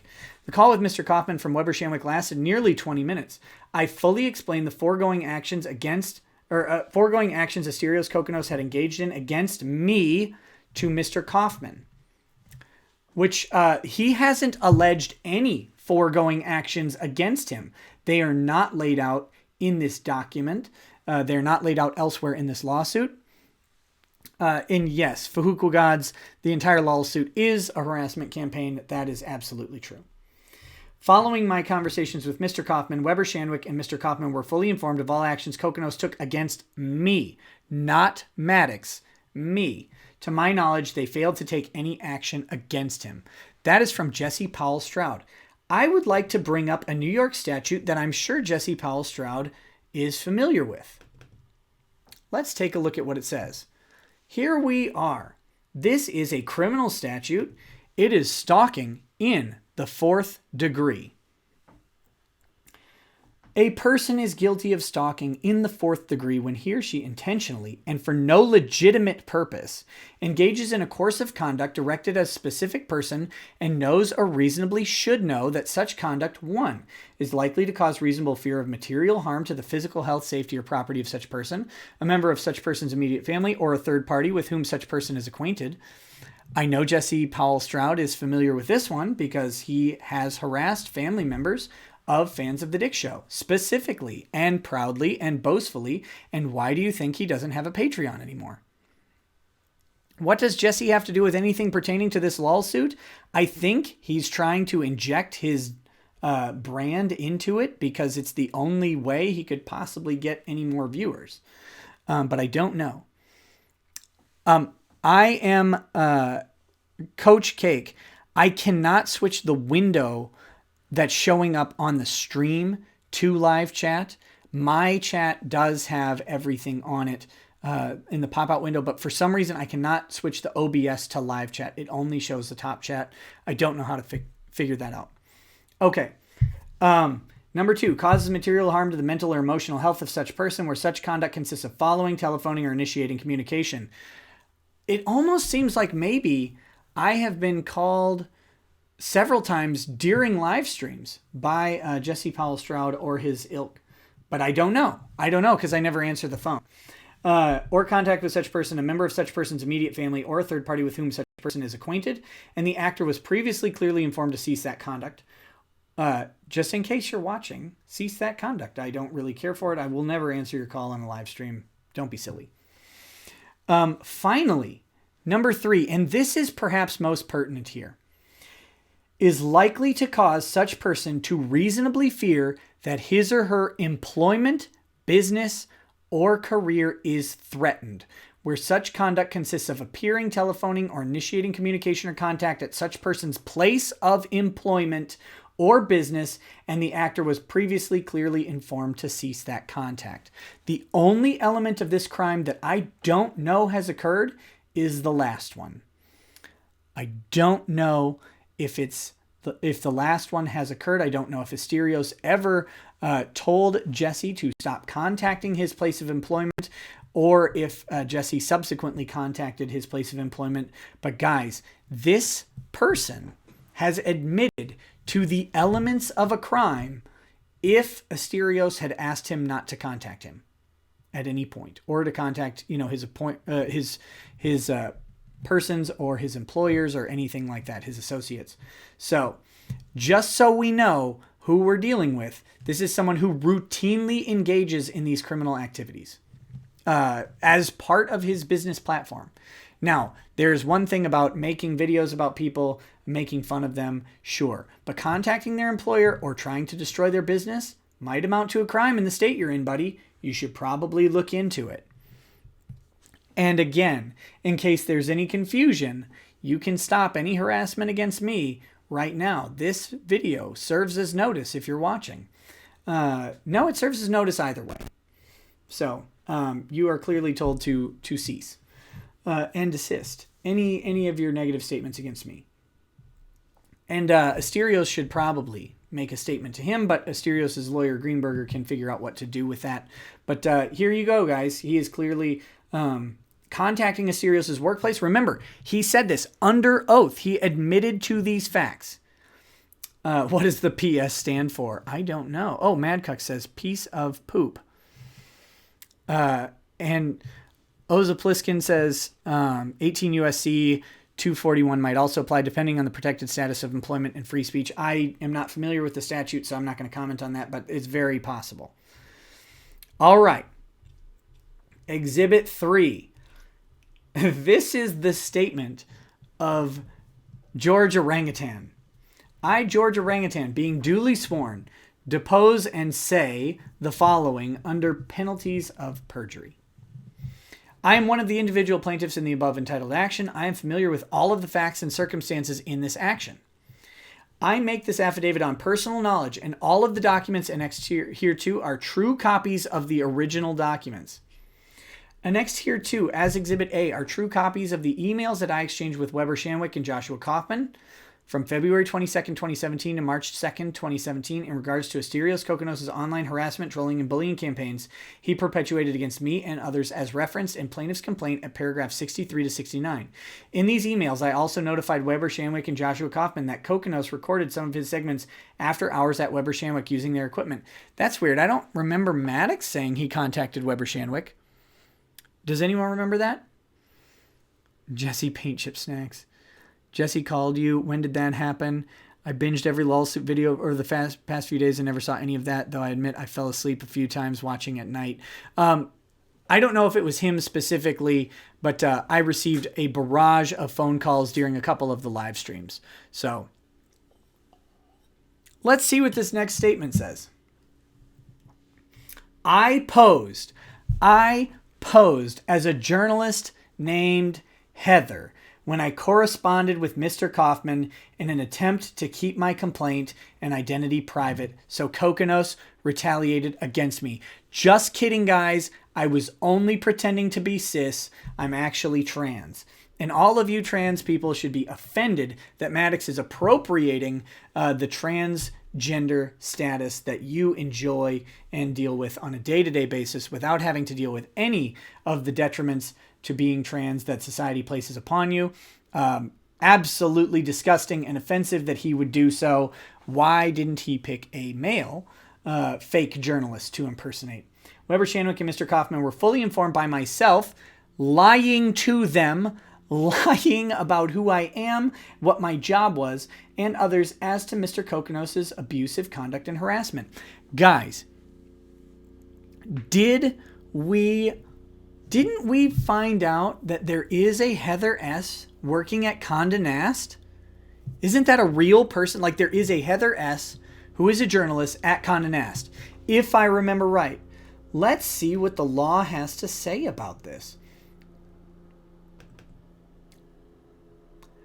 This would be Minnesota, or New York, not Minnesota. Sorry, that's an old New York Penal Code 190.25, criminal impersonation in the second degree. In the second degree. Yes, whatever 3241, yes, he just admitted he is the Heather S. He is the Heather S.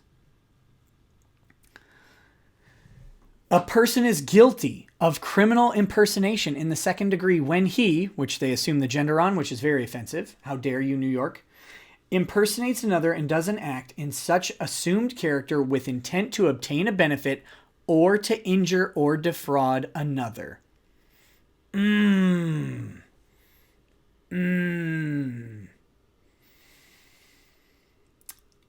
Section 4. Oh, wait. Number 2, pretends to be a representative of some person or organization, like Condé Nast, and doesn't act in such pretended capacity with intent to obtain a benefit or to injure or defraud another. Saul Slenderman says, letting your client incriminate themselves. Nice. How good point. How on earth would LanDUI draft this document on behalf of Maddox? Because you know LanDUI typed up the affidavit and had Maddox sign it.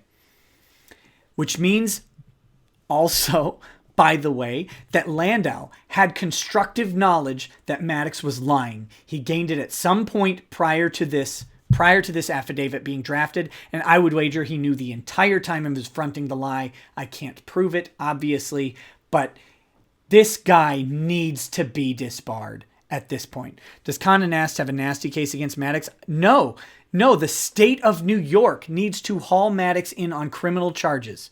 That's what the state of New York needs, to send an extradition charge.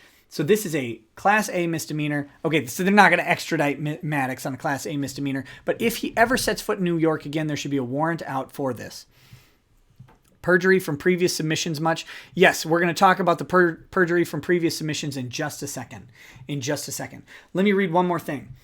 Section 4, impersonates another by communication by internet, website, or electronic means with the intent to obtain a benefit or injure or defraud another, or by such communication pretends to be a public servant in order to induce another to submit to such authority or act in reliance on such pretense. Maddox did elements 1, 2, and 4, admitted to it under oath in a New York court of law. New York should be informed of this. A New York County prosecutor for New York City should be informed of this, and they should issue a warrant for his appearance in a Class A misdemeanor action. He should suffer criminal penalties in New York. He is guilty of these crimes by his own admission, and LanDUI is dangerously close to being guilty of insufficient counsel. Wow.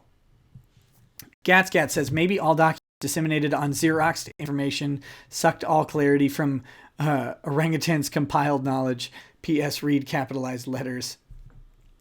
Maddox is a cuck.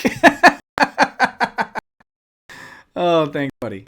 How do we get this started? And can we hire Dog, the bounty hunter, to drag him to New York? Derek Gould, my take is they wanted to show that Weber Shandwick made a promise to Maddox, and they couldn't do that.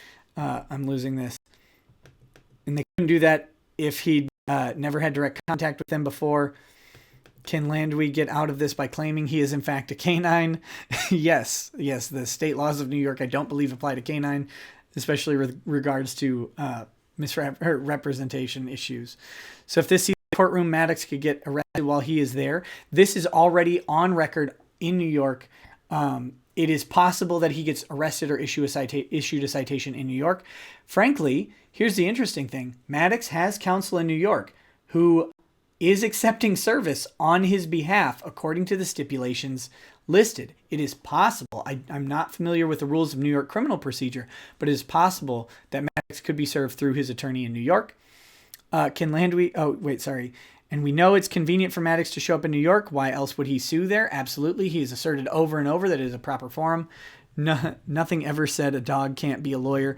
Dogs are lawyers in Louisiana, as we know, because the Supreme Court of Louisiana has upheld that get me a lawyer dog is a statement not sufficient to assert the right to counsel under the Sixth Amendment. So there you go. Maddox just went ahead and admitted to the elements of a Class A misdemeanor. Jesse Powell Stroud admitted to the elements of a Class B misdemeanor. Jesse Powell Stroud, on information and belief, is located in New York with frequency and therefore would certainly be subject to a criminal charge. How do we get this started? I don't know. You could contact the police in New York and inform them of the crime, or you could contact a New York City attorney, the New York City Attorney's Office, and inform them of criminal acts that are admitted to in under oath pleadings in this case, and cite the case number if you are so interested. I will not be doing any of that. I don't care. I'm just pointing out the lunacy involved in making these statements and just how important it is to have advice of competent counsel when you are making statements like this. This is just shocking. Okay, so one more thing. A couple people are asking about perjury, and I want to bring up. Someone mentioned in one of the first super chats, there's an Imgur out there, and it is a comparison document. It is a comparison document that brings up the response to... No, I think it's the complaint. Is it just the complaint? Anyway, under oath, in one of the previous documents, Maddox makes the statement that Asterios Kokkinos asked Maddox to apologize for contacting Weber Shandwick. This is some brackets and paraphrasing here. He asked Maddox to apologize for contacting his work, which he claims under oath that he did not do, and is now claiming under oath that he actually did do. Maddox is lying to the court. He has commit perjury at this point. Absolutely commit perjury. The sanction for perjury in a case like this is dismissal of all claims. The sanctions against LanDUI for propagating a falsehood on the court should exist in this case. They should be attorney's fees to all defendants, specifically to Asterios. If no one else, Asterios' attorney's fees must be paid for a fraud perpetrated on the court that negatively impacts Asterios Kokkinos. The sanctions against LanDUI could include a suspension of his license to practice in New York. That is up to the court. But man, if I were the lawyers in this case, and I am not, and I cannot advise anybody in this case, but if I were the lawyer in this case, I would have a separate motion demanding sanctions against both parties, sanctions for immediate dismissal for pushing a fraud upon the court, and sanctions against LanDUI specifically for knowingly propagating that fraud, among other falsehoods in his client's database. This goes beyond zealous representation, in my opinion, and this pushes into perpetrating frauds upon the court by a lawyer, and that is absolutely disgusting. He gives guys in my profession a bad name. And most of the lawyers I know are actually pretty good people who genuinely want to help people in bad situations. This guy seems like a total scumbag, and I am comfortable using that pejorative. Gats. Could Mad drop the case and take it to Judge Judy? No. I believe he's well above Judge Judy's threshold, which tends to be a small claims threshold. What is the plausibility of receiving damages? Bigger by the day, Gary M. They're bigger. Every single document that LanDUI drops brings them closer to damages. And I mean, at this point, I would make a specific request for damages against him for these frauds perpetrated on the court and poisoning the well of the court against my client if I were representing one of them. Like, for example, if I were representing Kokkinos, I mean, the statements here have been intended to poison the judge's opinion of Kokkinos from the onset, and they were based on an abject falsehood. Maddox should have immediately stated that he was posing as a journalist and could have played off that I'm just a complete dummy defense in if criminal charges were going to be brought, and likely they're not going to be brought. But lying under oath at the beginning is really horrific. LanDUI dodged sanctions in the case you had me vet Rekieta Law. Yeah, I know, and we're going to discuss that soon. But this starts to look more and more like LanDUI engaging in the property. Judge Judy is 5K and below. If Heather S is Maddox's drag name, has he really incriminated himself because his queen persona is a different person? I can't wait for Maddox to come out and say he's a trans who identifies as Heather S to try and get out of this. Heather S is an anagram of rats. He. If Maddox can't pay, could Dick be awarded the Maddox brand? That is a possibility.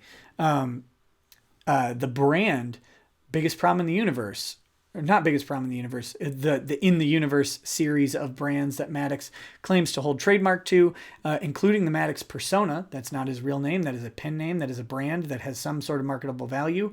I do not believe are protected property under the statutes, but a California attorney would have to look up, or a New York attorney maybe, would have to look up what the levy statutes give them jurisdiction over and what is or is not protected property. Erdy88, how long can lawyers keep this back and forth going until the judge makes a decision? Let me clarify this because I've seen this question a lot. So there was an initial motion to dismiss from all of the defendants. Then LanDUI gets one response to that motion to dismiss, and then each party gets a response to LanDUI's response. That's it. There's a motion, a counter or cross motion, and then a response to that counter cross motion, and that's it. At this point, the judge has to start ruling. For example, in Asterios' case and Dick Masterson's case, all of their documents are in. The judge has 30 days to rule on those individual motions at that point. Can Maddox bankruptcy his way out of this? Possibly, but Maddox would have to show that he doesn't have sufficient assets. And Maddox does have a brand that is worth something. A brand that is worth something. He allegedly has some personal property, like a bike, that is worth a couple $100 maybe. Gats says, now that Maddox claims to be Heather, does that mean Maddox could sue for infringement of his Heather character? Could be. Could there be a Maddox 2, like when Gallagher sold his act to his brother? Possibly. I meant Mad Cucks. Let me see. What was your statement, Gats? Now that Maddox claims to be Heather. Oh yeah. Can Mad Cucks sue for his infringement of his Heather character? Absolutely. All right, guys. That's, there's more exhibits here. These are the emails that were sent. I'm not going to go through them tonight. Maybe tomorrow if this thing carries on, because I've got one more hour in me tops, and we've got to get through the LanDUI response to Weber Shandwick. And I want to start going through that. I don't know if we're going to get through the whole thing, but we will be live streaming tomorrow night around the same time, and we will cover this among other topics. Maybe I will put together some nice bonus content for you. So, plaintiff's memorandum of law in opposition to defendants CMGRP Incorporated doing business as Weber Shandwick and Joshua Kaufman, motion to dismiss pursuant to CPLR 3211A 1 and 7. If Dick gets the Maddox character, could he officially actually give it to Mad Cucks? If Dick acquires ownership of the Maddox character, yes, he could license it to Mad Cucks. That would be hilarious. I emailed Maddox about his bikes a while back. He's got a track bike, not worth much. Aww. Okay. So if you'll notice, he still has plaintiffs improperly apostrophed in the caption, and right now I think he's just trying to make it a thing like fetch. Attorneys for plaintiffs apostrophe George Azunian and Jessica Blum. Table of contents. He has a table of authority, introduction, preliminary statement, statement of applicable facts, which is laughable when you think about it. Affidavit from Jesse Powell Stroud reflecting his contact and notice to Weber Shandwick. So go ahead and dig that grave a little deeper. Affidavit from plaintiff Azunian, his allegations from complaint, reflecting contact and notice to Weber Shandwick. Cuckmas Carroll's bald-headed lies by Santa Cuck. Statements from Trevor Burton, creation of Mad Cucks. Guys, they're doubling down on lying about this statement. They're doubling down on it. Kokonos continued his harassment and vitriol against plaintiffs despite Weber Shandwick's knowledge. Applicable standard of review. Plaintiff's complaint adequately alleged cause of action for negligent retention. Nope. Plaintiff stated a cause of action. Nope. Plaintiff stated nope. Analysis of negligent retention and supervision claims. I'm sure your analysis is going to be spot on. Your legal analysis thus far, LanDUI, has been premium. Plaintiff's complaint adequately alleged. Doubt it. Thanks, Mark Humes. Doubt it. Adequately alleged a cause of action for negligence. I thought he just said adequately alleged. They're equally wrong. For negligence against defendants. Nope. Plaintiff stated a cause of action for negligent infliction of emotional distress. Not a chance. That's an extremely hard case, guys. I'm going to see Mamma Mia tomorrow. All tonight. # 4 hours in a movie. You're going to see the live show. The live show Mamma Mia is great. The one with Meryl Streep was terrible. Pierce Brosnan is the worst singer on the planet. Maddox is going to have to start charging rent to Jessica Blum's and other boyfriends. Ooh. Do you copy paste when putting a brief together? I mean, I copy paste some relevant things, yeah, but typically they're drafted. Prepare for the rage from Rekieta Law. Here we go. And Gats # 4 hours in a movie. All right, guys. Let me scroll to the relevant part. I'm going to skip their table of authorities because their authorities, as shown, are always improperly argued.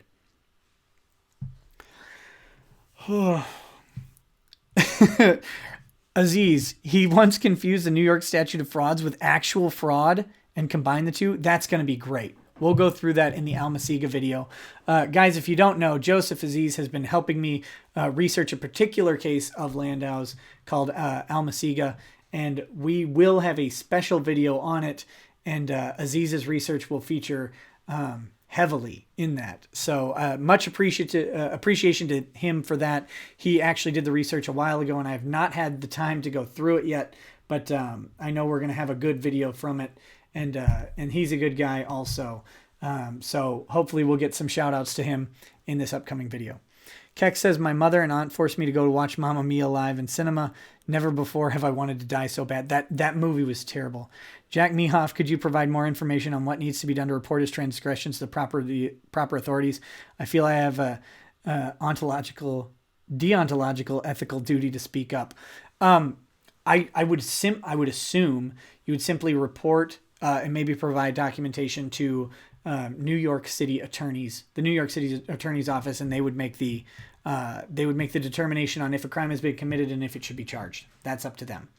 So you could do that through a police report or by contacting the attorney's office directly, I would assume. Again, I am not advocating any of these actions at all. I will take no action against them. I am in a different state. It is not my place to make any complaints about them.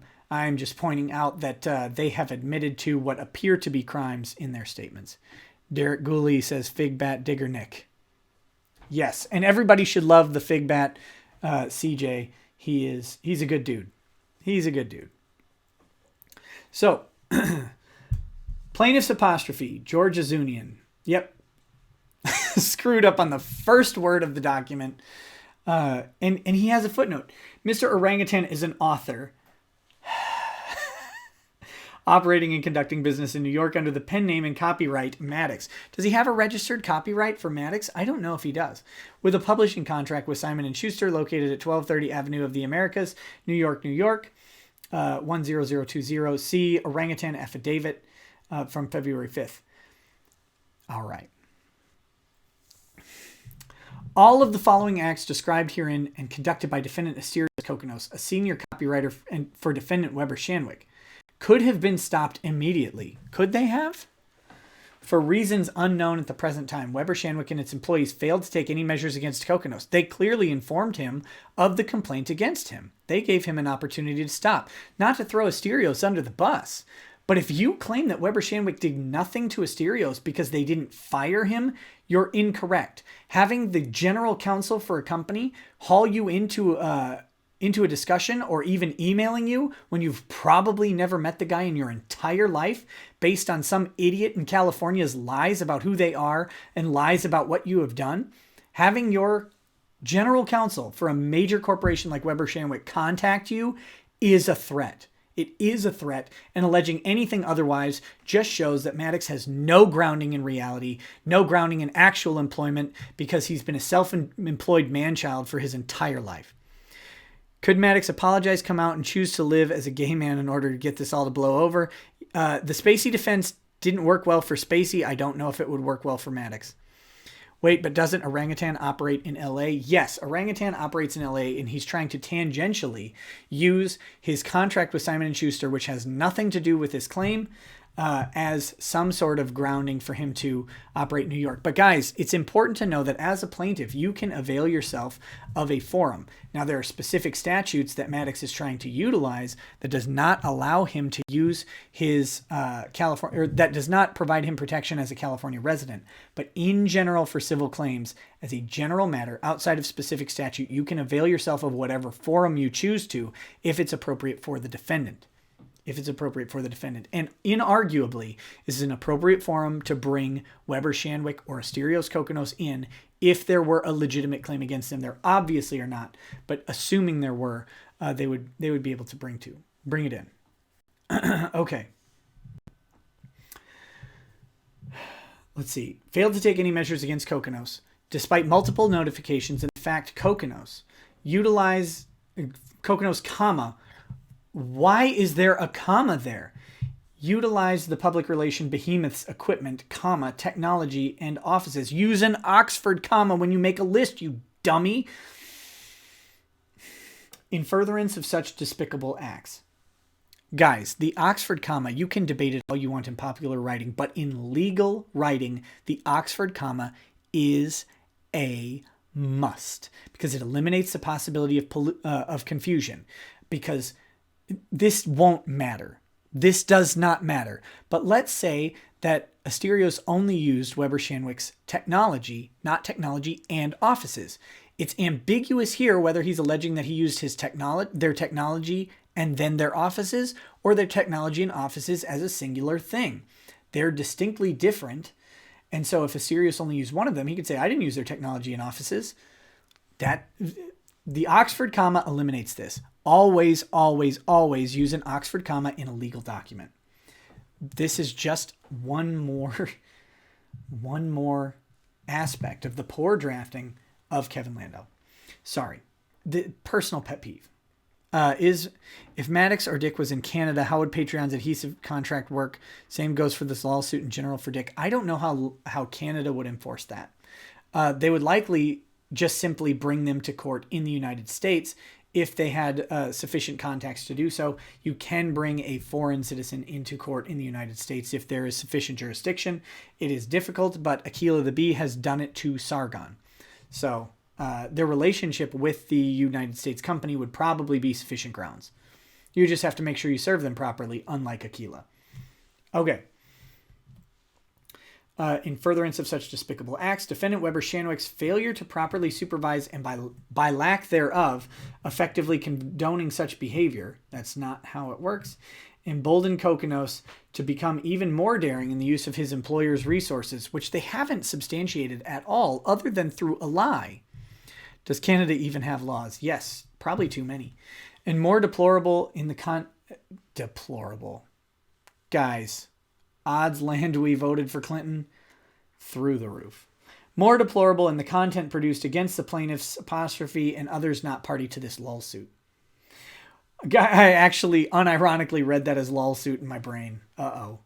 Weber Shandwick's decision to permit their employee to engage in such activity not only makes them culpable, but runs contrary to the image it has profited off for the past decade.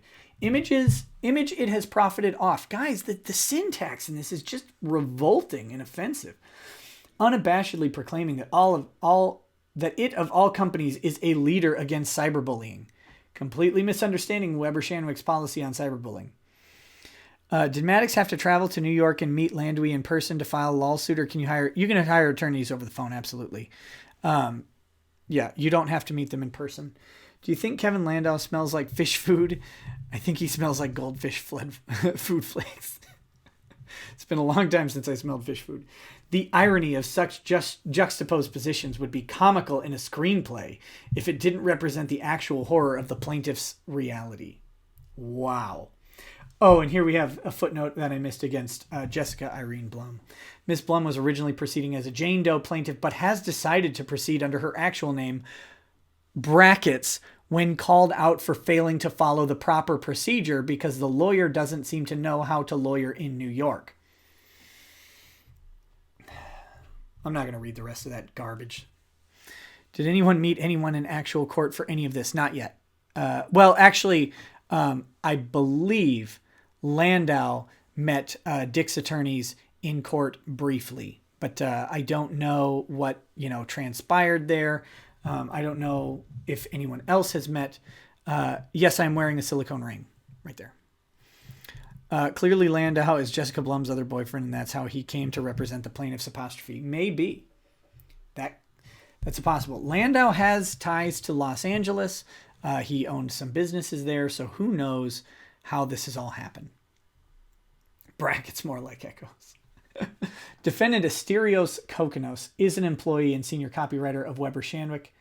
Weber Shandwick is a large public relations firm in Manhattan. Kokkinos has worked on many of their most prominent campaigns for their most prominent clients, which doesn't matter, including for the Unilever brands, heading their campaigns for Hellmann's Mayonnaise and for a UN Women's Group campaign.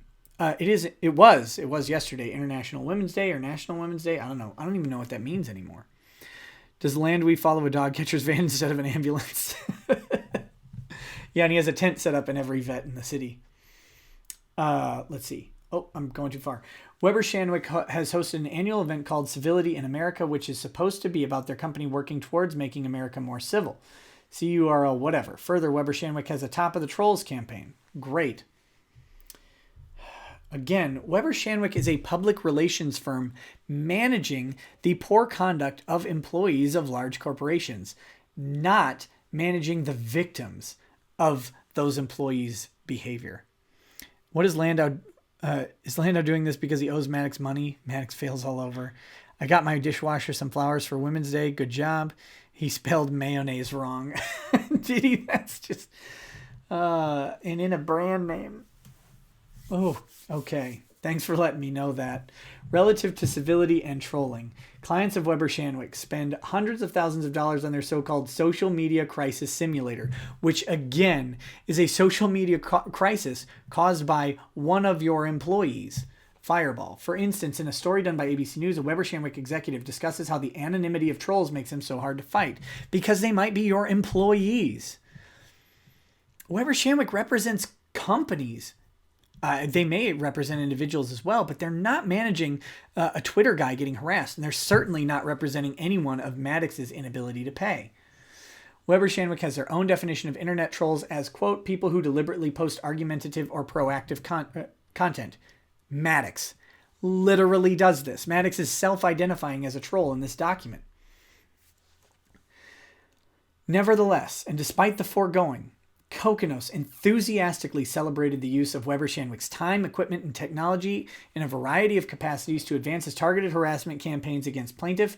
Complaint at 62. You're citing to your own allegation. You're not actually citing to any statement of Asterios Kokonos, in which he says that he does this at work and is also serious. I don't even know if he ironically says he did it at work, which included but is not limited to contemptible podcast recordings, an album recorded, you need a comma there, an album recorded for the purpose of harassing plaintiffs, comma, and numerous live streams he recorded and broadcast at Weber Shandwick's offices. Your comma there during work hours, you don't need a comma there.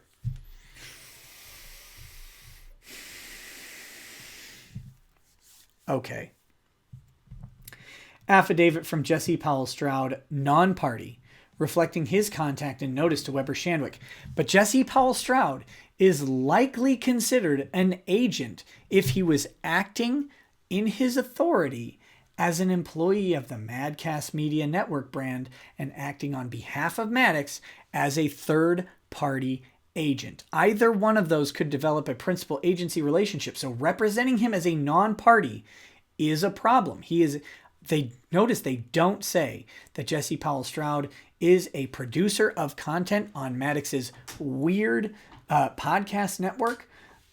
They don't say that he is an associate of Maddox and has appeared on several of Maddox's products, and that Maddox has similarly appeared on his products. They don't say any of this. Why aren't they disclosing this to the court? They absolutely should. Notice the order of Jesse's name in this paragraph. On or about March 5th, 2018, a third-party witness, Mr. Jesse Powell Stroud, provided plaintiff's apostrophe with an affidavit. In this affidavit, Mr. Powell Stroud attests that on or about February 3rd, 2017, he contacted Weber Shandwick to advise them that their employee Asterios Kokonos had been engaged in a harassment campaign against Mr. Stroud Powell, whoever that is, for months. Powell Stroud affidavit section, paragraph 2.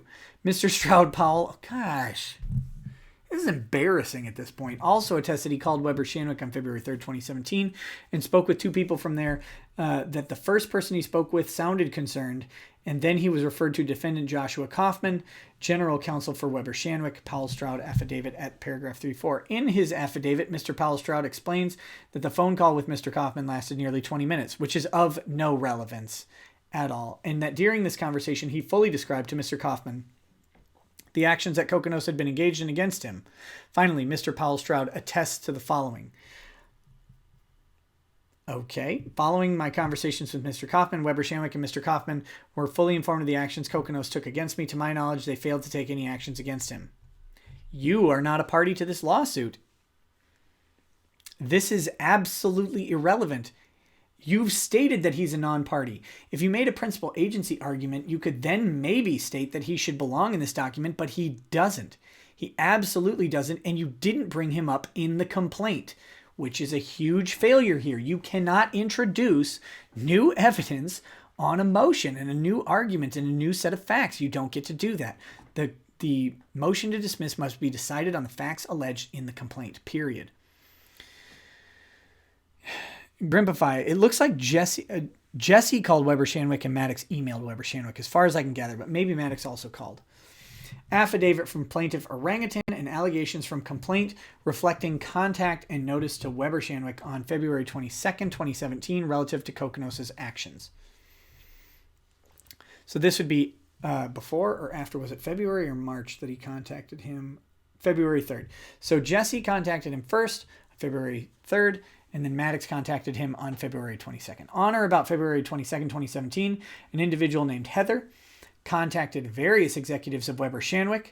An individual named Heather, really? Heather in quotes. Putting it in quotes doesn't make it truthful. It's still a lie. It's still a lie. It's Maddox. Why don't they just say it's Maddox? By email in regards to a journalism piece she was doing about online trolls, bullying, and harassment. In this email, Heather stated as follows. Gatscat says, which is worse, is grammar or lawyering? Drink. I would say, oh man, that's it. It's got to be a tie for worst possible. I'm going back to the Bowmore. As someone noted, the Dalwhinnie is an extremely expensive bottle of whiskey that was bought, again, as a huge thank you to Patreon and Super Chat for allowing us to bring that to the stream. And if any of you patrons are around Minnesota and we ever get to meet up, I will gladly pour you a glass. So long as you're 21 or older. Sorry, Maxwell. Are they still calling it Heather in hopes that the affidavit is overlooked? I have no idea what they're doing here.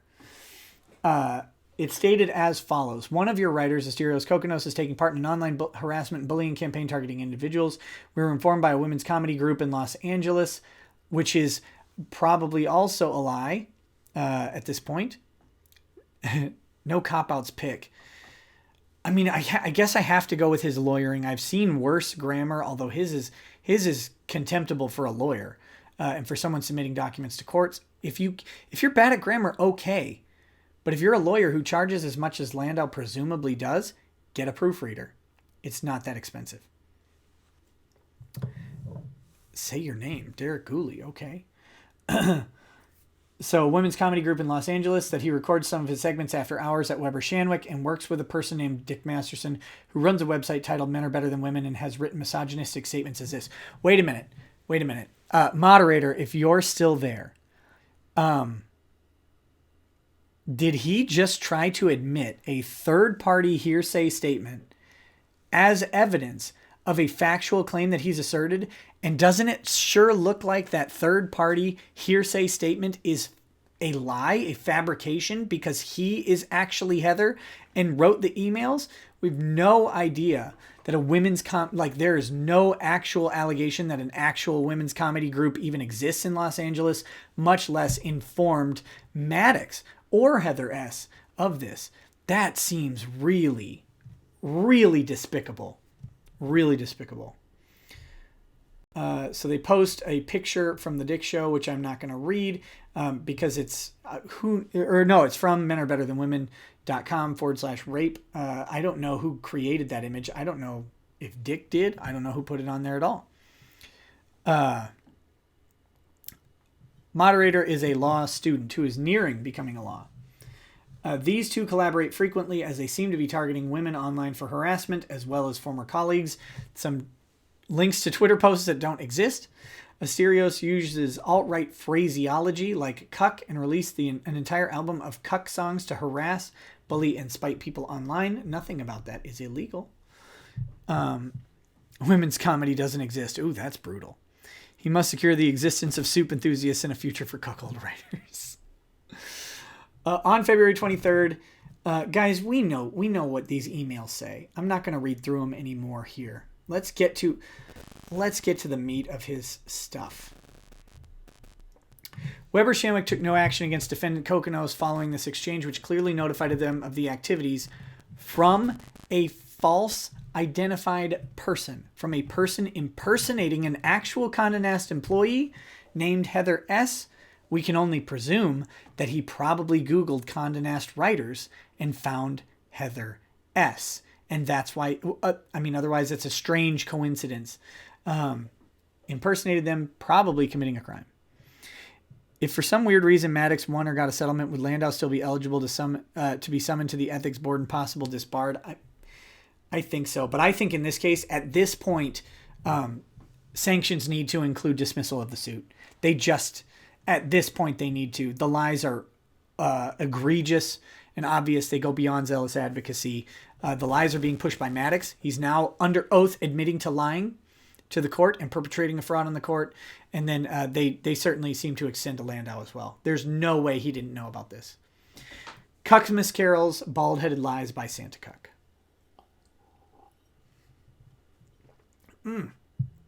What is truly remarkable, there's a lot, isn't there, that's truly remarkable, is that even after Weber Shandwick was notified about Kokkinos' propensities and the harassment campaigns he'd been committing and engaging in from Weber Shandwick's offices, he was still able to record an entire full-length album of material from Weber Shandwick's offices using their equipment and technology. You have no idea. And, okay, here's a possible alternative. Let me set up an alternative fact scenario that could have happened. Asterios could have asked for permission to record an album, or he could have rented studio time.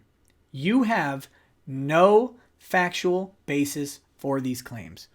Can we find any antiquated laws justify Maddox LanDUI being drawn and quartered or broken on the wheel? Being broken on the wheel would be awful. Should LanDUI and Maddox be exiled to Canada? Ooh, that's brutal. That's bad. If Heather S. identifies as a beautiful African-American woman and a model, does that make the claims more valid? No. Kokkinos made an album using Weber Shandwick's equipment and distributed physical copies as well as sold it on the internet. Is there evidence of a single physical copy? I believe they stated in affidavits that there were no physical copies, that it was entirely distributed on the internet. Such album was created by Kokkinos based around his vitriol, harassment, and defamation of plaintiff, and is entitled Cuckmas Carol's Bald-Headed Lies by Santa Cuck. Kokkinos made this album using Weber Shandwick's equipment and distributed physical copies as well as sold it on the internet. And notice the proof they cite is their own allegation that it happened, not any admission or any factual statement that it happened. No statements by Kokkinos. And again, as we have learned, the admission that they rely on to tell Weber Shandwick that he did this is from an unnamed, fictitious, probably, women's comedy group in Los Angeles that they wrote about being Maddox. They, being Maddox, fabricated this story and perpetrated it on Weber Shandwick. Does moralizing language without substantive claims mean anything in courts of law? No. It's a rhetorical technique. It's probably not effective, especially in a case like this. You're basically rereading the complaint over and over and over again when you're reading these replies. I know, but there's a method to that madness in pointing out just how bad his statements are. On or about March 4th, 2017, Kokkinos released his album on iTunes entitled Cuckmas Carol's Bald-Headed Lies by Santa Cuck. Some of the songs and lyrics from the songs are transcribed in Exhibit 4. On March 7th, 2017, Kokkinos appeared on The Dick Show to discuss and promote this album. During the show, Kokkinos states in pertinent part that he stayed up for 24 hours recording this album. They have a timestamp, but they're not listening. They don't know anything about these live streams, right? That people were sending him in art and lyrics at 10:20, and that he stayed up all night recording it, and then I go home to sleep for an hour, and then I go back. He does not say back to work because I have a day job. He says I go home and then I go to work. By putting that back in there without foundation that he actually was at work and not literally anywhere else in the world, anywhere other than Weber Shandwick, is a falsehood. It's a falsehood. You cannot substantiate this bracketed back. It doesn't exist. You're drawing an inference based on your preconception, not upon anything Asterios has actually alleged. And they have actually denied this, I think, but I don't know. Kokonos also posted the Dick Show Reddit page that his album was the #1 album on iTunes. Congrats, Asterios. That's great. Further, on March 18th, 2017, Billboard reported the album was #7 best-selling copy album in the country. As such, defendant Kokonos... That was the first of many Billboard charting albums. As such, defendant Kokonos participated, created, and incited many of the campaigns against plaintiffs, apostrophe during work hours or after work. You have no idea if that's true. Anywhere else in the universe, yes. From Weber Shandwick's offices located in Manhattan, often using Weber Shandwick's equipment. Often or all the time? How often? When? What dates did he use Weber Shandwick's equipment? You can't prove this because you made it up. Further, as demonstrated by the foregoing, the breadth and extent of defendants Herrera and Kokonos' harassment campaign, Kokonos apostrophe without an S, harassment campaigns against plaintiffs apostrophe was extraordinary in scope. In a series of posts, Kokonos updated his fans on the progress of the album, which incentives to encourage its production. Kokonos requested lyrics from his fans and to post them, and reports that the album was done purely to spite plaintiff Orangutan and to injure him. Not to injure him, just to spite him. You're making things up again, Kevin. You're making things up again. Why is he just saying the same thing over and over? Do you think LanDUI has alcohol-induced memory problems?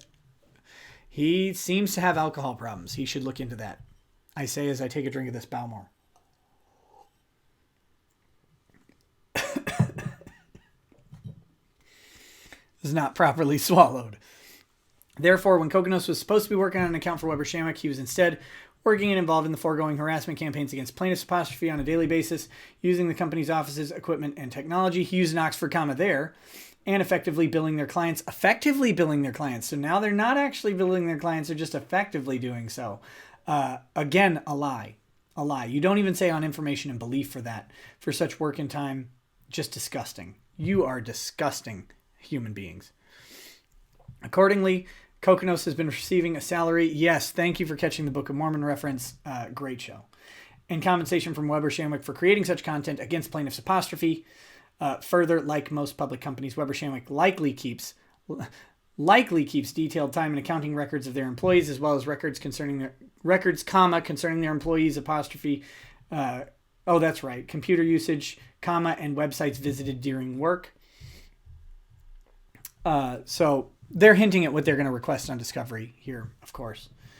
Upon receipt of the information, rather than the company taking internal action, it supported, or at the very least, condoning. No, not at the very least. At the very least, it determined you were incorrect. Defendant Kokonos apostrophe no S behavior by informing its employee who then... So they didn't do anything, but they informed him. God, you're such a scumbag. Who then doubled down on his crusade against the plaintiffs. No apostrophe on that one. Good job for getting it right once. It is apparent that Weber Shandwick notified defendant Kokonos of the complaint made against him since the general counsel was made... since after the general counsel was made aware, Kokonos wasted little time in demanding an apology from the plaintiff, and then when it was not received, increased the repulsive conduct illustrated herein and further detailed in the exhibits attached here too, and even sold it, and really, LanDUI? Even sold an entire album that was in the top 10 on Billboard, which actively promoted, and unabashedly premised, no comma on his harassment and vitriol against the plaintiff, recorded at Weber Shandwick. Why is there a semicolon there? What, are you just picking punctuation and putting it in at random? Statement from Trevor Burt in the creation of Mad Cucks. On or about November 15th, 2017, subsequent to this LoLsuit being filed, and after defendant Kokonos, had been served, his co-creator, defendant Trevor Burt, Mad Cucks, made the following statement on the Dick Show fan forum Reddit page. Mad Cucks, it's good to know that you're Asterios' co-creator. You should sue Asterios. If I drank to every grammar error, I would have been dead pages ago. You should sue Asterios for, for half of his Patreon being a co-creator. Made the following statement on the Dick Show fan forum Reddit page. That's not legal advice. It's a joke. Don't sue Asterios. Poor guy's been through enough. Plus, Greenberger would likely tear through anybody. ... indicating that there is a prior statement to this. Asterios and Dick both called me on a conference call, ... indicating the existence of another statement. Both of which, if you review the actual quote, are material and completely show this comment to be a clear satire, jest, piece of irony. They said using an advanced algorithm provided by Dick's company and utilizing data from the place Asterios worked at, they had calculated what fan had the right body type and wit to create a parody of Maddox. Guys, there is no doubt that this is not a real thing. I'm not going to read the rest of the statement. It's so ridiculously disgusting at this point. Is there some legal punishment for misquoting someone like this? Yeah. I mean, sanctions. Sanctions. He should be disbarred at this point. No longer pulling punches on this. LanDUI deserves to be disbarred. An attorney in New York may want to report him for his representation here. Or the judge should sanction him in some way. Because this is disgusting. Defendant Kokonos therefore created a character called Mad Cucks. No, he didn't, you lying, stupid coward. With defendant Burton Herrera based on an appalling caricature. It's not an appalling caricature. That's offensive to Mad Cucks. His caricature is brilliant. And much better than orangutan using Weber Shandwick's equipment and technology. So, just so you know, Mad Cucks was created in some Frankenstein lab using Weber Shandwick at the Weber Shandwick offices. Sorry, Mad Cucks. I'm sorry that you didn't actually create the character Mad Cucks on your own, and that you did this through someone else, and now your creation isn't yours. Is that an armadillo on the piano behind me? Yeah. Yeah, that is a painting. I don't know who the artist is off the top of my head, but yes, that is a painting of an armadillo on a piano. All right. Defendant okay, yeah. Over the past year, Defendant Mad Cucks regularly appears on Herrera and Kokonos' podcasts through their other social media platforms to promote Mad Cucks and market his content to their followers. That's because they're good dudes. Mad Cucks went to bed ages ago. Well, he'll watch this later, hopefully. Mad Cucks always appears as a slovenly dressed... That is an abject lie. Mad Cucks does not always appear as a slovenly dressed, slow, dim-witted individual because he was at the Portland Road Rage and he was very well dressed. There was no slovenliness about it. He looked great. With a speech impediment common to people with Down syndrome. I don't know about that actually at all. And characteristic of a person with disabilities. What does that even mean? But if he's not in the bar, he'll be out driving. Why would you wish that upon the world? That's true. LanDUI, he must Uber or bike everywhere. Defendants also created a business. That may be why he moved to New York, because he could Uber anywhere. Yeah, it is an armadillo on a piano. Yeah, I was just wondering if it was... Mad Cucks always... sorry. Defendants also created a business around Mad Cucks' character, the Mad Cucks character, by misappropriating plaintiff's name. Nope. Mad Cucks is not Maddox, so they definitely couldn't misappropriate his name by using Mad Cucks. That is not his name. Image and likeness? Not really, because he's a slovenly dressed man characteristic of disabilities. Or are you saying that plaintiff orangutan is a slovenly dressed man with a speech impediment characteristic of people with disabilities? I might say that. Actually, I think that's true. And in defaming and harassing plaintiff and creating content through the Mad Cucks character to incite their fans to harass plaintiff Azunian and plaintiff Blum. Mad Cucks also has his own websites and album, which can be purchased on iTunes and Google Play. Clay, sup bud, make people drink when I do the flirt, will ya? Oh, pal. It's kidding. Maddox is a mad cuck. That's true, but that is not his... He says... Yeah, Clay, we are glad you're alive. Lady Rackets is glad to see that you are still breathing and typing. Nick is one lucky man. Maybe try to have your wife or children read some of those paragraphs and see how they react. I don't know if I should ever subject my children to such deficiencies of grammar and usage. Kokonos continued his harassment and hatred against plaintiffs. Apparently, hatred is an actionable act now, despite Weber Shandwick's knowledge. I made it. I have my scotch in glass. Good job, buddy. In a recent... Jesse Samuel Anderson says, just wanted to send my love. Good night. Thanks, buddy, for hanging around. And thanks, of course, for the super chat. I really appreciate it. Have a good night. In a recent post on the Dick Show Reddit page, Kokonos confirmed Weber Shandwick's knowledge of what he was doing, and they had been contacted about it at least 3 times. If it's a recent post in regards to this document, then we know they know about it because they're a named defendant, you dork. Kokonos also indicated in a separate Reddit post that if plaintiff did not apologize to him, he would, quote, or he would exert ruthless revenge. Bolded and italicized. Good job, Asterios.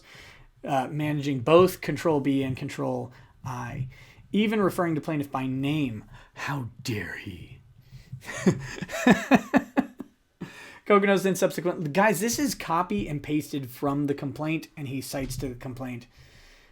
I can't read this. I can't read this anymore. In subsequent posts and months after Weber Shandwick had been notified of Kokonos' abusive conduct and propensities against plaintiff and others, Kokonos continued to boast about the activities he was engaged in, including false and fraudulent advertising campaigns on Reddit, requesting his followers to help fund this and other endeavors and offering incentives thereto.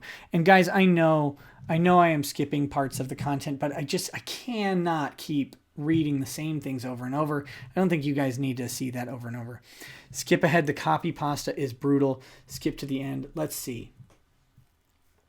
Yeah, this is all directly lifted from the complaint. So his literal response to someone tearing apart his allegations is that he's going to just copy the complaint again. So applicable standard of review. I'll read this because this is a legal standard that he probably gets wrong.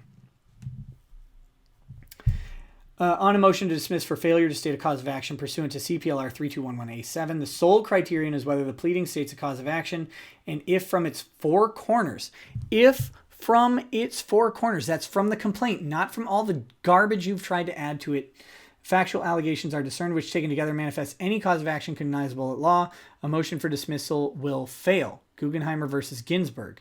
When reviewing the pleadings, the court must, quote, accept the facts as alleged in the complaint as true, accord the plaintiffs the benefit of every possible favorable inference, and determine only whether the facts as alleged fit within any cognizable legal theory. Leon versus Martinez. Do you think LanDUI is a big Rick and Morty fan? I don't know. I hear you have to be very intelligent to watch that show, and I'm not sure he is. Does homeschool curriculum not include DOL? This is basically paper terrorism. Yeah, I mean, at this point it is. The trees, Greenpeace should probably sue LanDUI for the creation of all these documents. Guys, I want to point out one thing. And I'm drinking, so pardon me if this doesn't make any sense. But he's quoting the standard of review on when a court of appeals reviews a motion for summary judgment. That's not, for dismissal. That is not actually like, I mean, that's how they review it, yes. But this isn't a review. This isn't an appeal case. So we don't need to know the standard of reviewing a motion for dismissal. We just need to know what the standard for the motion for dismissal is. But, I mean, I guess it's the same thing. I don't know. It's just, he makes weird stylistic choices that don't make sense. He has a habit of superimposing claims. Yeah. Motion to dismiss pursuant to CPLR 3211A1 will be granted only if limit yourself all you want, buddy, but you shouldn't be limiting yourself at all. Documentary evidence resolves all factual issues as a matter of law and conclusively disposes of the plaintiff's claims. It absolutely does. It absolutely does. As a matter of law, you have not stated a claim anywhere in this stupid monstrosity of a document. So the next part is plaintiff's complaint adequately alleged cause of action for negligent retention and supervision against defendants Weber Shandwick and Joshua Kaufman. And he has a bunch of copy pasta, and I'm not going to read it. Let's just go through headers here. Perhaps he thought he already lost the case because you have viewed his case so badly several times. Man, I hope so. I hope he watches these, and I kind of hope he cries at night. and during the day. Plaintiff stated he and Maddox can cry together in front of each other. Plaintiff stated a cause of action for negligent hiring and or retention against defendants Weber, Shandwick, and Kaufman. Unlikely. You're citing your own complaint. You're not citing any authority. I said this in an earlier stream. If you see a big block of text with no authority, it's probably garbage. Next one. Plaintiff stated a cause of action for negligent supervision against defendants. No space between supervision and against. Defendants apostrophe Weber, Shandwick, and Joshua Kaufman. Close parentheses. I mean, is he even... Can we get a doctor to that man? Landog watches his streams to play at Clay Early's drinking games and then drive. Oh, so he cites his own complaint again. Again, no authority. Analysis of negligent retention supervision claim. Let's read his analysis because I don't see complaint citations, even though I'm sure it's just rehashed. I'm going to read this. In the instant case, defendant Kaufman was Weber Shandwick's general counsel and took Mr. Powell Stroud's phone call. So, Kaufman takes many phone calls during the average day, I would guess, relative to Kokonos' harassment campaign against him. Semicolon and correspond... Learn. If you don't know how to use a semicolon, just don't use one. Just don't use one. And corresponded with plaintiff through emails, comma, relative to Kokonos' specific harassment. That comma doesn't belong there. Then vitriol, comma, and other abusive conduct towards plaintiffs, comma, and others, comma, and was provided with numerous examples of said conduct causing injury to plaintiffs and others, comma, committed by Kokonos while at work, comma, using Weber Shandwick's technology and equipment, which Kaufman was further advised of. But you know, it's possible that Kaufman looked into it and found no evidence that you were correct, considering you made up the claim. You manufactured it. Are you worried about the incoming charges for all the rape you have been handing out? Did you find LanDUI's name on the top secret rape list? Oh my goodness. Neither defendant Weber Shandwick nor defendant Kaufman submitted an affidavit to rebut any of plaintiff's claims or allegations. I mean, they sent a response to your motion that rebuts everything and says that you're basically a moron. Or actually, no, I don't think they do rebut it. They say you failed to state a claim at all, and they don't have to rebut it. And therefore, the court must construe said facts and allegations in plaintiff's, you missed the apostrophe there, favor. Here, plaintiffs have presented evidence, including the affidavit of Jesse Powell Stroud and the affidavit of plaintiff Orangutan, that he lied under oath in this action, which with exhibits annexed thereto, reflecting that Weber Shandwick was informed on multiple occasions, comma, about Kokonos' propensities and abusive conduct towards plaintiffs, comma, and others, comma, with specific examples of said conduct, comma, oftentimes while Kokonos was at work, comma, using Weber Shandwick's technology and equipment to harass and cause injury to plaintiffs. See Gonzalez. What about Gonzalez? You should put a parenthetical talking about why this relates, but you can't because it doesn't. Semicolons aren't even that hard. That is painful to see on a court doc. Dude, it's like this is bad. Defendant Kaufman was clearly notified of Kokonos harassment, no apostrophe, harassment and abusive conduct, and was responsible for taking complaints against Weber Shandwick's employees. The general counsel is responsible for taking complaints against Weber Shandwick's employees? No, that's not the responsibilities of general counsel. That would probably be the responsibility of some sort of customer service representative, not general counsel. General counsel is involved in protecting the company from legal issues and risk. It necessarily follows, drawing all favorable inferences for plaintiffs, that these oversight responsibilities included supervision of one of Weber Shandwick's senior copywriters. No, that would probably be his actual supervisor, Asterios Kokonos. Derek Gooley says, hey, can we pause the stream? Got to take my dog out. Sorry, buddy. I'm trying to finish the stream because I'm getting really tired. And I'm going to have a completely different subject for tomorrow's live stream. Ashley Princess Kevin, apostrophe, comma, period, semicolon, quote, too drunk to grammar, apostrophe, comma, quote, period, space, LanDUI, period, quote. Okay, so I'm sorry, where was I? Therefore, a sufficient relationship existed between defendant Kaufman as supervisor. He's general counsel. He's not a supervisor. And Kokonos as Kaufman's subordinate. Kokonos doesn't work in the legal department. to sustain a cause of action for negligent retention and supervision under New York law against Kaufman, against Kaufman. See Crystal G. Roman Catholic pastor as supervisor had sufficient relationship with assistant pastor. Yes, the head pastor often is a supervisor of assistant pastors in a church thing. As pastor subordinate to create pastor's duty to supervise assistant pastor under New York law, as required to sustain negligent supervision claim asserted by parents of daughter who was allegedly sexually assaulted by assistant pastor, since pastor's oversight responsibilities for spiritual and material well-being of parish, including oversight of its governance, permitted inference that pastor's duties encompass supervision of his assistant pastor.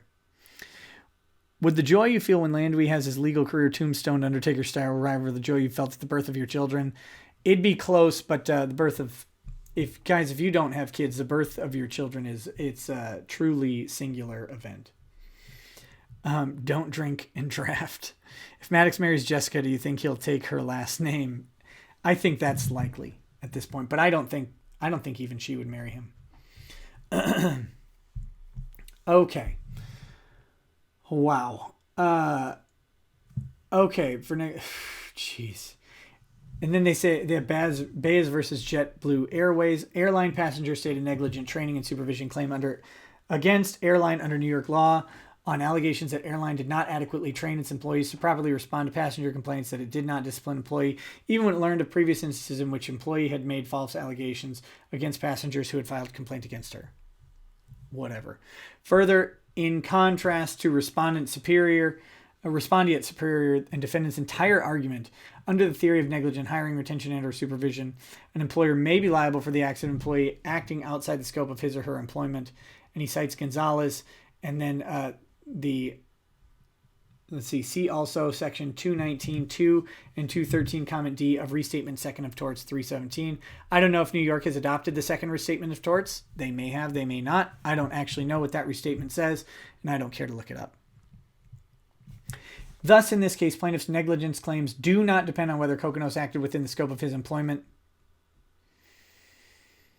or whether Weber Shandwick participated in, authorized, or ratified Kokonos' tortious conduct, subsection 8. Although in this case Weber Shandwick clearly ratified such conduct, and allowed it to continue unabated, yet because they informed him, and you don't know the nature of that discussion, and even told Kokonos about such complaints, which made everything worse.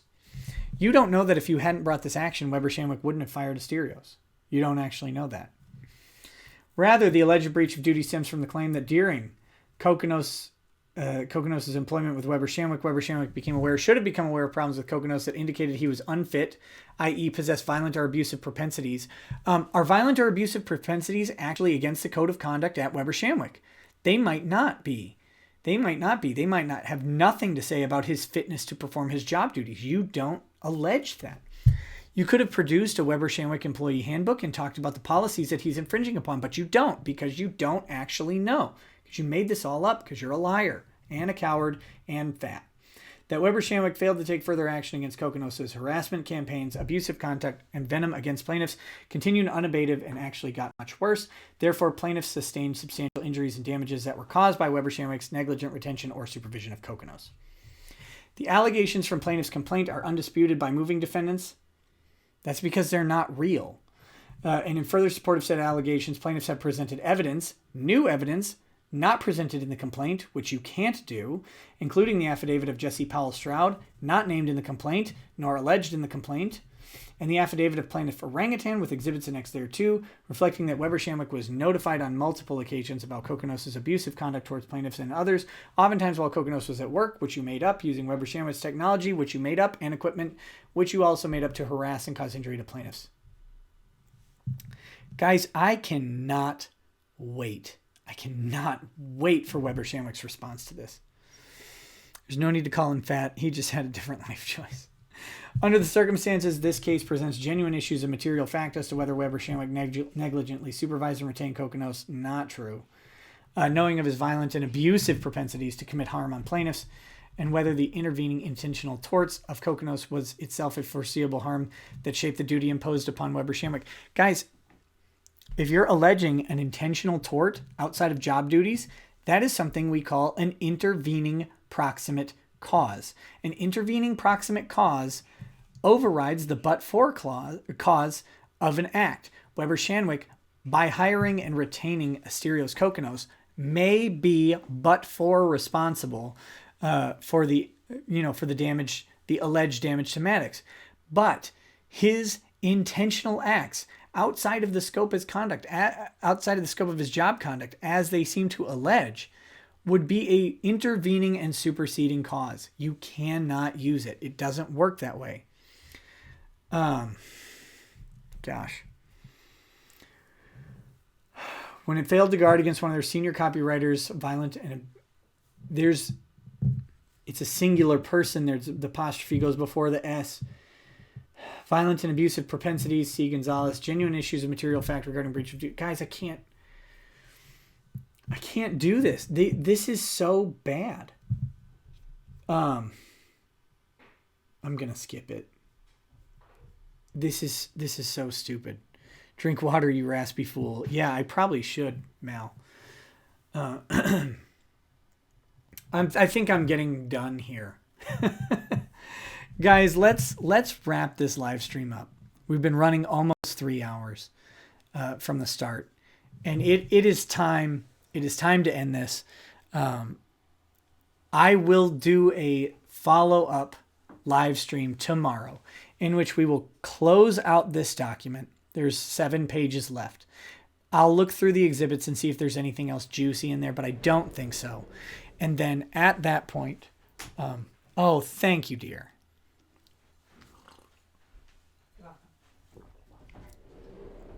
At that point, we will proceed on to a special edition live stream, which I will announce tomorrow and will be at least tangentially related to the LoLsuit and Kevin Landau, and maybe directly related. We'll see what we can cobble together. But we will have another live stream tomorrow night to cover this. Thank you all so much for watching. But it is really late, and we need to wrap this up because this is getting long. So join me tomorrow.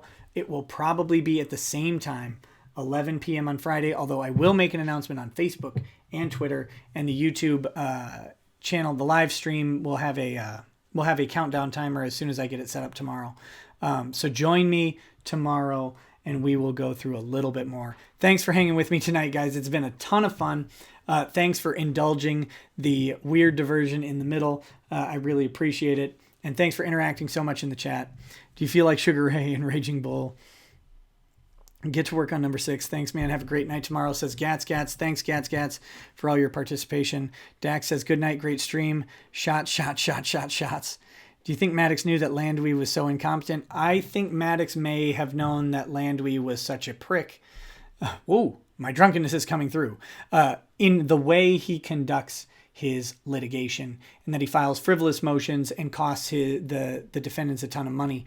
I think that might be why he hired him. That may be on the stream tomorrow. We'll talk about. It is her birthday. We'll see what happens. Don't forget to buy the OJ. There's plenty of OJ available at my house. Thanks, Rekieta Law. Check your emails. Will do hat buckles. I'll check it out.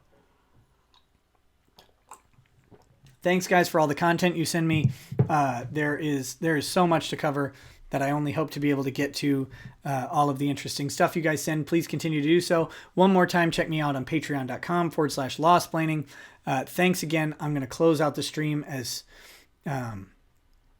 in just a second. I don't have a blank screen right now, so I'm going to weirdly move off camera, and as soon as it goes off, I'll close it out. But I don't want to stop the audio. So thanks, guys. Have a good night. Oh, wait. Rainbow Ninja says, Gats and I going to go work on that baby now. Good luck, guys. Have many babies.